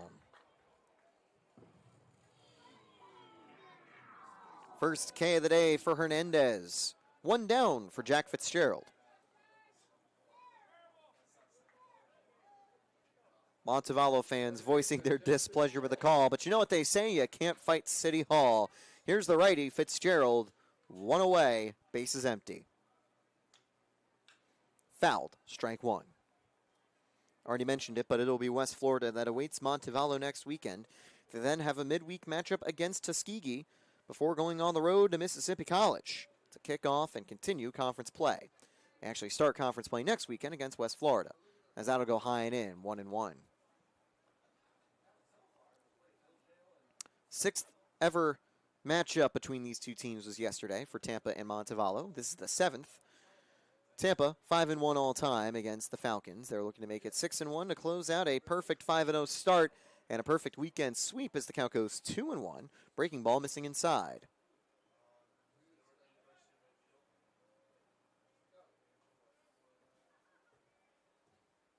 High and in, 3-1 from Hernandez. That's his second 3-ball at bat. Bailey worked pretty quickly in the 5th inning, throwing only 1 ball in the entire frame to Caleb Carl. On deck is Holenbrock, the 3-1 from Hernandez. Ball 4.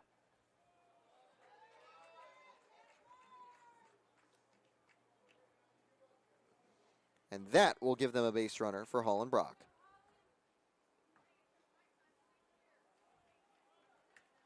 Single and walk so far for the catcher. He played first base in game 1 before having to move to the catcher position yesterday and now today to replace the injured Callagher, who remains out for the remainder of this weekend. Callagher had a rough collision with Jack Martinez, as that'll miss down low, ball 1.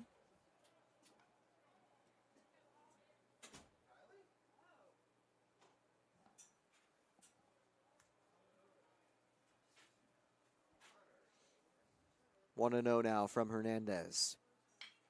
Fouled. Almost the 7th double play of the weekend. We've seen 2 double plays today out of the Montevallo offense. Definitely not ideal.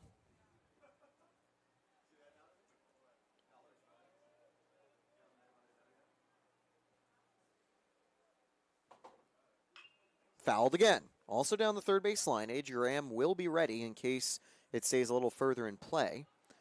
Corey Lyle was able to scoop up that loose ball close to the Spartans bullpen. 1-2 now. Hernandez to Brock. Swing and a miss. Second strikeout for Hernandez.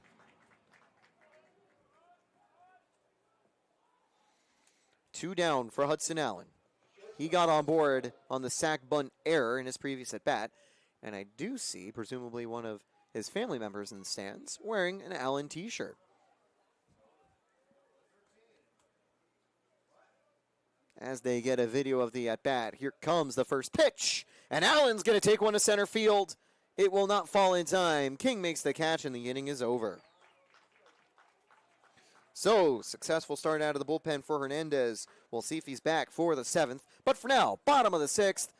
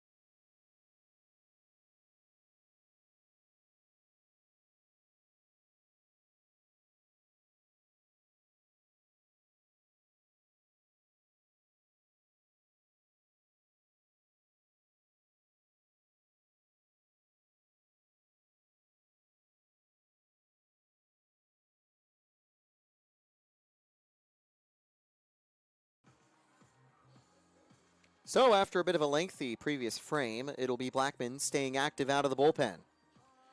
He'll continue his warm-up as he faces King, Evans, and Ponce. There is some activity over in the Montevallo bullpen. Both teams haven't needed to go too deep into the bullpens yet, so they do have ready arms to go.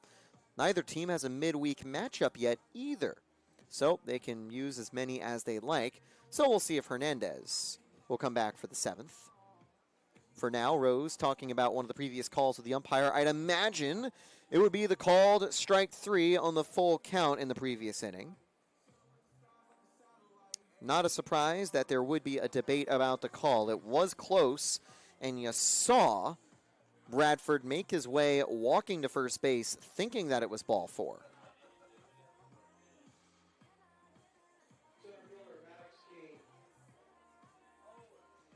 We'll see how the bottom of the 6th goes for the Spartans. They still lead by 5. Stepping to the plate, it's Maddox King. Top of the order also due up. It'll be a 4th at bat for Evans coming up next. 9-1-2. First pitch on the way from Blackman. King sends this one high, but pretty shallow fly ball in right field. One away. Quiet day for Maddox King, who will fall to 0-3. Here comes Evans, who started with a walk, but he's 0 for 2.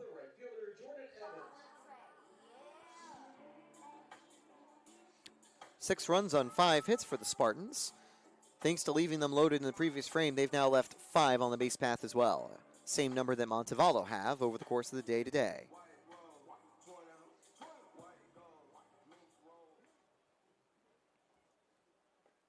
Ball 1, just down low on the slider. Tampa bats have to get accustomed to the slower speeds out of Blackman's arsenal. That one lofted high. Weak contact as Carl tracks back in, makes the catch. 2 away quickly in the bottom of the 6th. That'll bring up Jesse Ponce.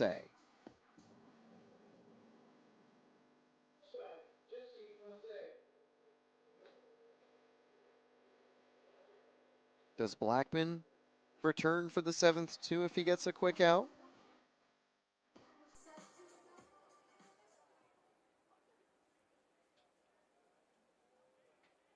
We simply have to wait and see.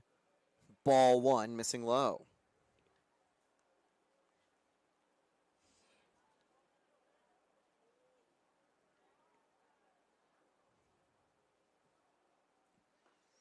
Ball 2. Ponce able to get ahead in the count. Singled back in the 5th. Scored both times he's gotten on base. He's also drawn 2 balls in each of his at-bats today. That'll be inside for strike 1. 6 RBIs on the year, 2 home runs, leading the way for the Spartans for Ponce. Tampa now have 4 as a team thanks to A.J. Graham. That one's hit the other way, but won't be deep enough to challenge the fences. Caught on the warning track, almost stumbling as Woolever, but he'll make the catch to end the inning. 3 up, 3 down, quick bottom of the 6th for the Spartans. And it will be Hernandez coming back when we...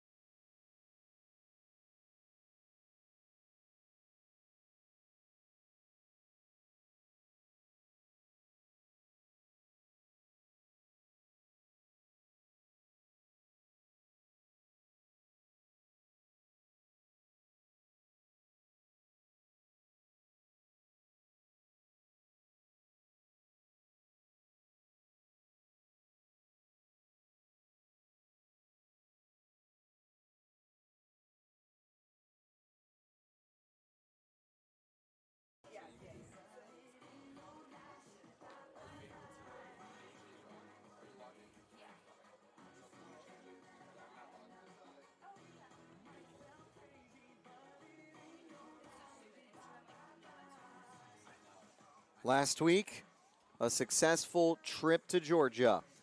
This week, looking for a home stand sweep. And they just need to hold on a little bit longer to do just that. 9 outs to go. Taylor Storley bringing you the action, top of the 7th, here at 813 Day on the U-Tampa campus with the beautiful City Connect jerseys in play. Strike 1, low and outside to Cartwright.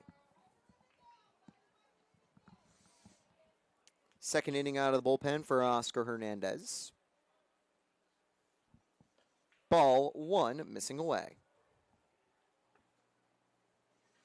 Uruguayan still forming the battery.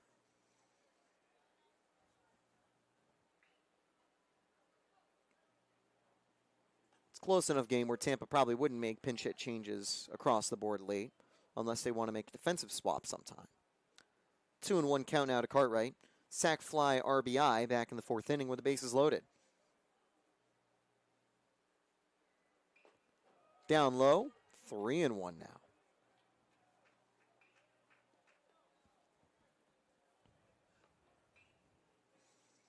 Long awaits as the batter on deck. Drew a walk in his first at bat. Although he'll have the bases empty, barring a drop from Carlson. Catch made, 1 away.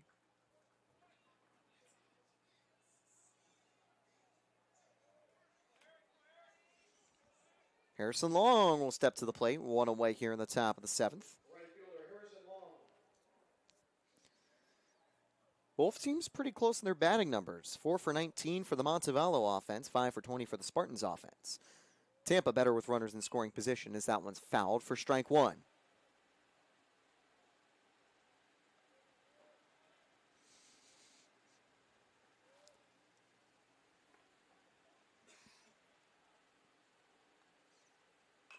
On the ground. Hernandez has got it. 2 away. That throw almost pulling Carson away towards the runner on the bag. A quick second inning so far for Hernandez. Can Woolever get some damage? First time he gets to face a non-lefty today.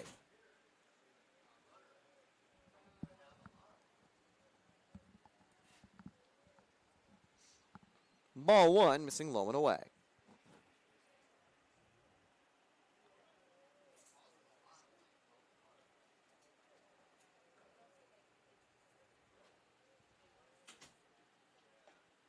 High and inside. That'll bring the count to 2-0 to Woolever.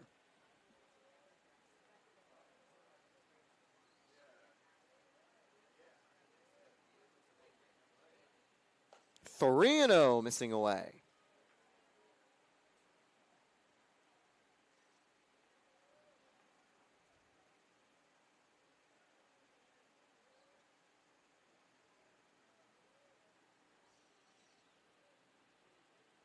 Ball four.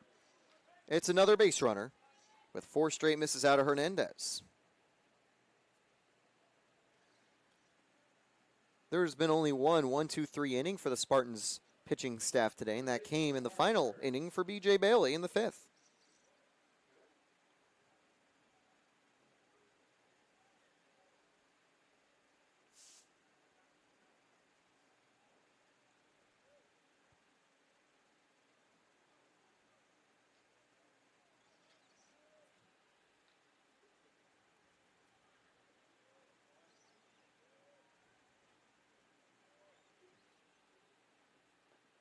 Missing low and away, 1-0.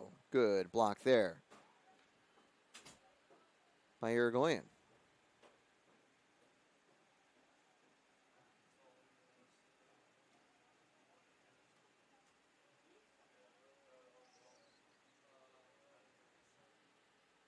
Hit to short, but will be picked up by Graham at third. This throw's on target to end the inning.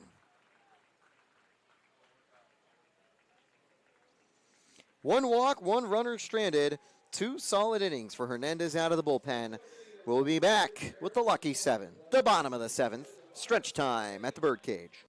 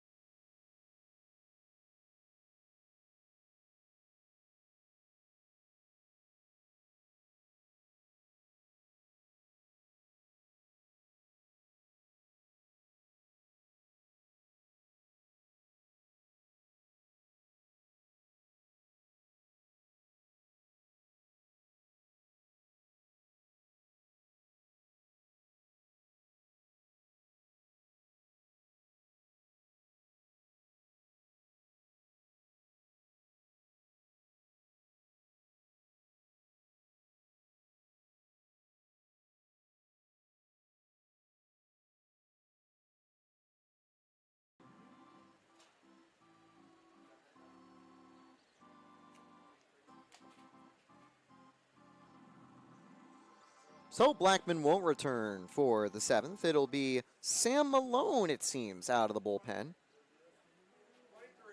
Number 23 for the Montevallo bullpen.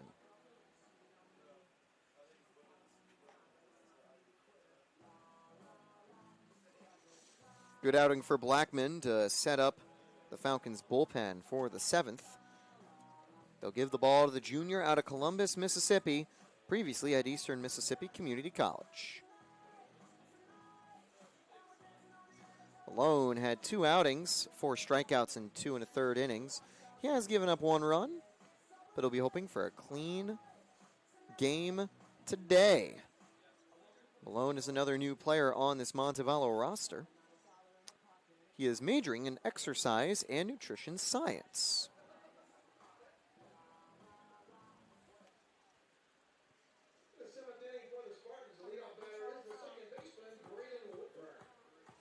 Woodburn, Books, Irigoyen.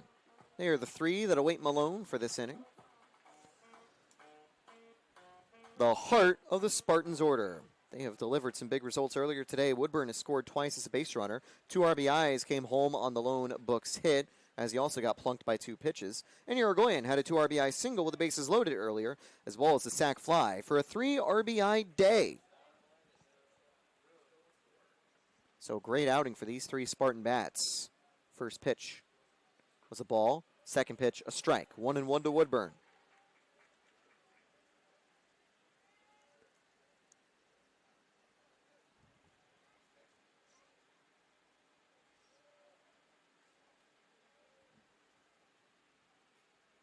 High and inside, forcing Woodburn to fall over.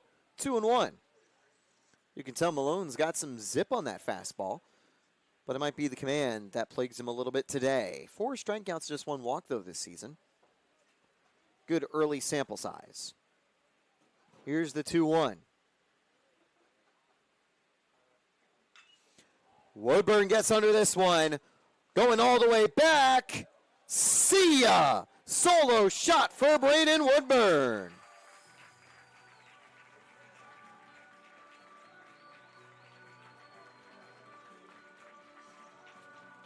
And Woodburn gets his first homer of the year. He had 8 in 2025, and he makes it 7-1 in the bottom of the 7th.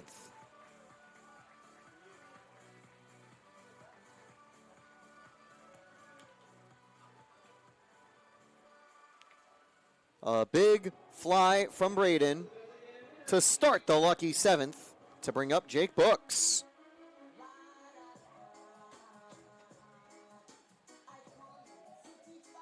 The first multi-home run game Tampa's had at the plate today. And Brooks trying to go back-to-back, fouls off the first pitch. 0-1.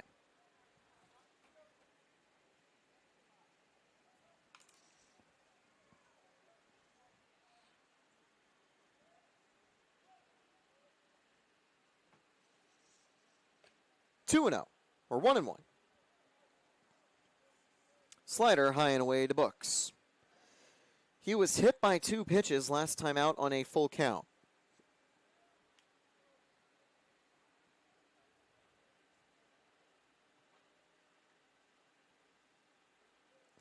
Two and 1. That one dropping way in the dirt.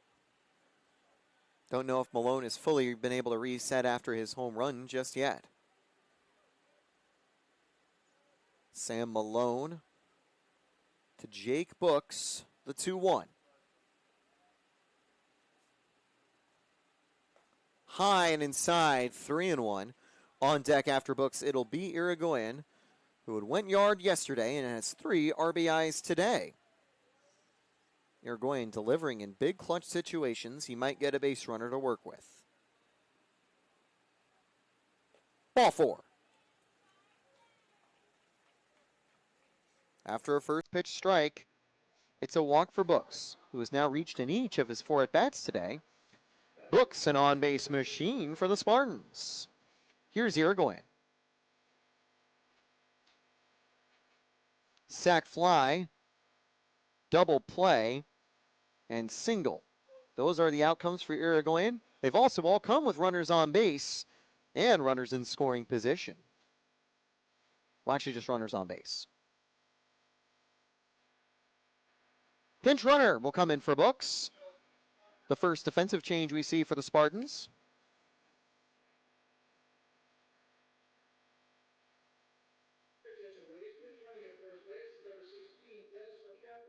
McCaffrey will get on base here.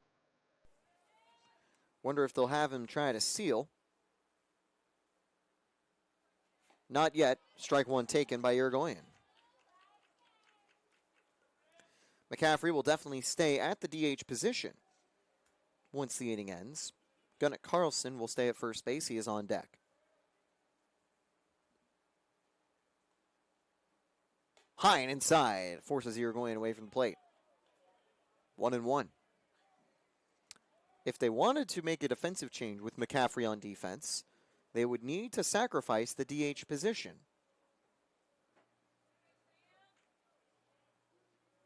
(7-1), Tampa leads. Irigoyen would like to extend it, make it 2-1 now. Already mentioned 3 of the runs responsible today coming from Irigoyen to bump his RBI tally up to 7 on the season. Jake Brooks still holds the team lead with 9 thanks to his 2 RBI single earlier. Swing and a miss, 2-2. Malone makes it a 2-2 count.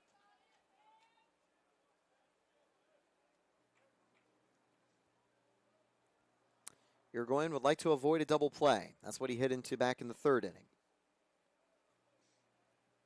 2-2 count. Runner goes, hit to 3rd, and the hit and run will prevent the double play. Although they do get out number 1.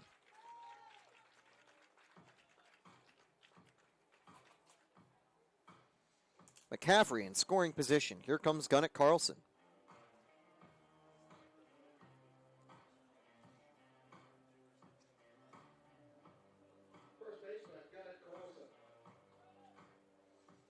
The lucky 7 continues with a runner in scoring position. 0 for 3 day for Carlson. This is where he'd love to get back on track.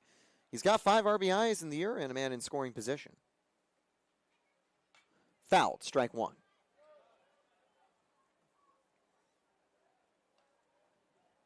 He didn't actually get to face the lefty out of the bullpen in Bullard.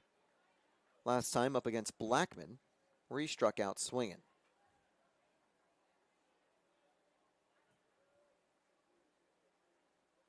Up the middle, will be a slow roller. He could beat the throw from Turner. It gets away and will bring a run home. An error on the throw makes it 8-1 Spartans.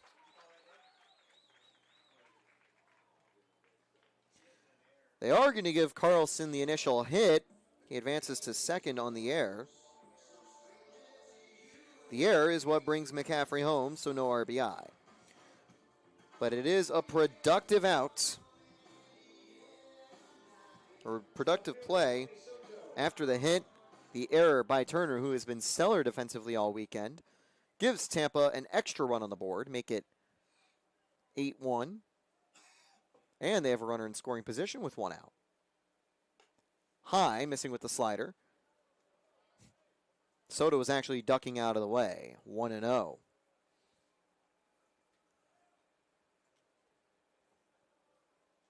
Soto walked in his last at bat, but he was stranded at first. 2-0. Not a lot of activity at the Montevallo bullpen, but might be the point where you look at doing so.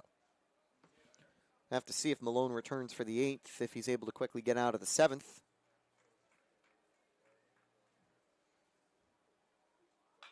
Fouled again. 2-1.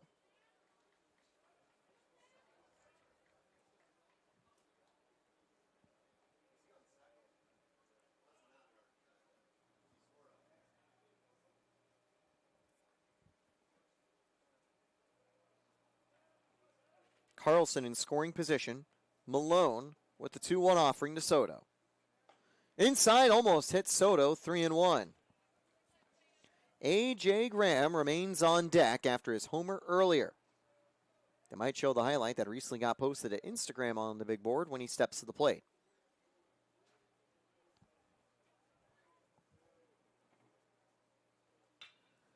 Deep drive interrupting the highlight. Soto makes one of his own.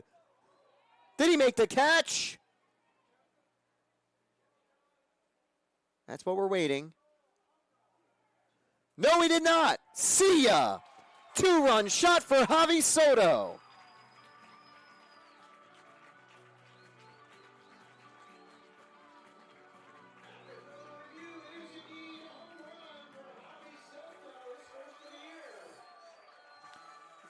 You could hear a pin drop at the birdcage for the 10 seconds we awaited confirmation, and of course awaited for Wooleffer being all right. After missing the leaping catch at the wall, Javi Soto with his first Spartan home run makes it 10-1 Tampa. Graham made it 6-1 earlier in the 4th inning. Actually, 4-1 earlier in the 4th inning. Strike 1 to Graham.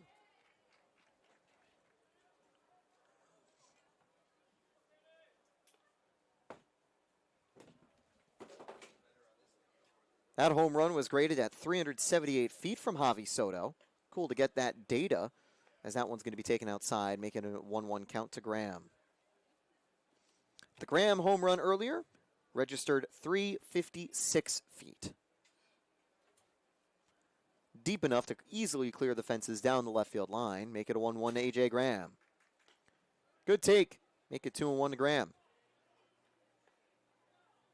10-1 Spartans, the most they've scored here at their homestand this weekend. Second double-digit scoring game for Tampa this season. 2-1 to A.J. Graham. He'll flare that one the other way, 2-2. Second home run of the inning for the Spartans. For Soto, it gives him his 5th RBI of the season as well. 2-2 Malone to A.J. Graham, and there is a more active player warming up in the Montevallo bullpen. Graham deep to left field. Did he do it again?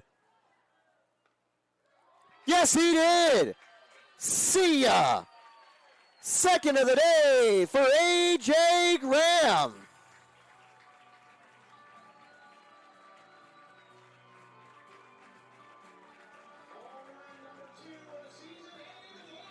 Back-to-back Spartan Jacks. A 3-home run. Bottom of the 7th inning.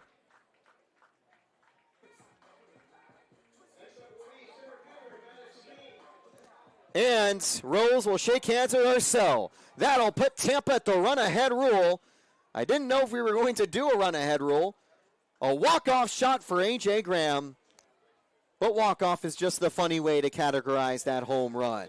Tampa completes the sweep with a 5-run 7th inning to take this one 11-1.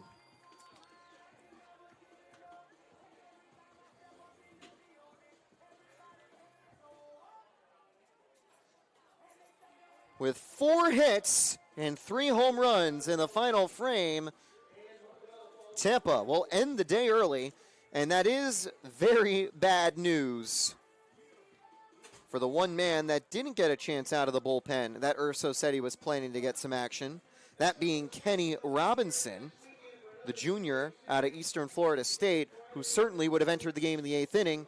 He'll simply have to wait to face Post next weekend.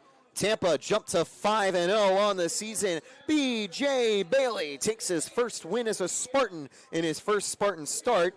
Colton Jones with that 1 earned run does take home the loss, picking up a negative decision today. But Montevallo will get a chance to rebound when they take on Western Florida. Tampa, 11 runs, 9 hits. They do have an error. They don't leave anyone on board in this frame with 5 left on base in total. 4 hits on 1 run for Montevallo as they end the weekend with a sweep. They did pick up an error in the most recent frame, but they didn't get shut out.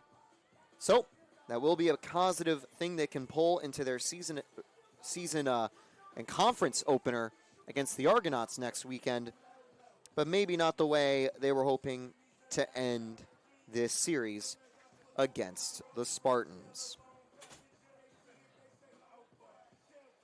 Congratulations for you, Tampa. Congrats to A.J. Graham. Not 1, but 2 home runs to close out a Spartan sweep, and he gets to do it in walk-off fashion here in the bottom of the 7th. You probably call him today's player of the game, but what a day from Yoander Irigoyen as well. You also saw a home run, the first Spartan home run for Javi Soto, getting himself on the board. And Braden Woodburn got his first of the year, too. The long ball's flying high for Tampa. And we'll be back on Friday, same time, 6 p.m. Satin Shirley back on the mound when Tampa takes on Post University to continue their homestand.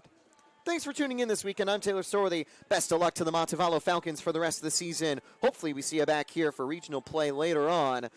But Tampa takes all 3 to kick off the month of February. Final score, Spartans 11, Montevallo 1.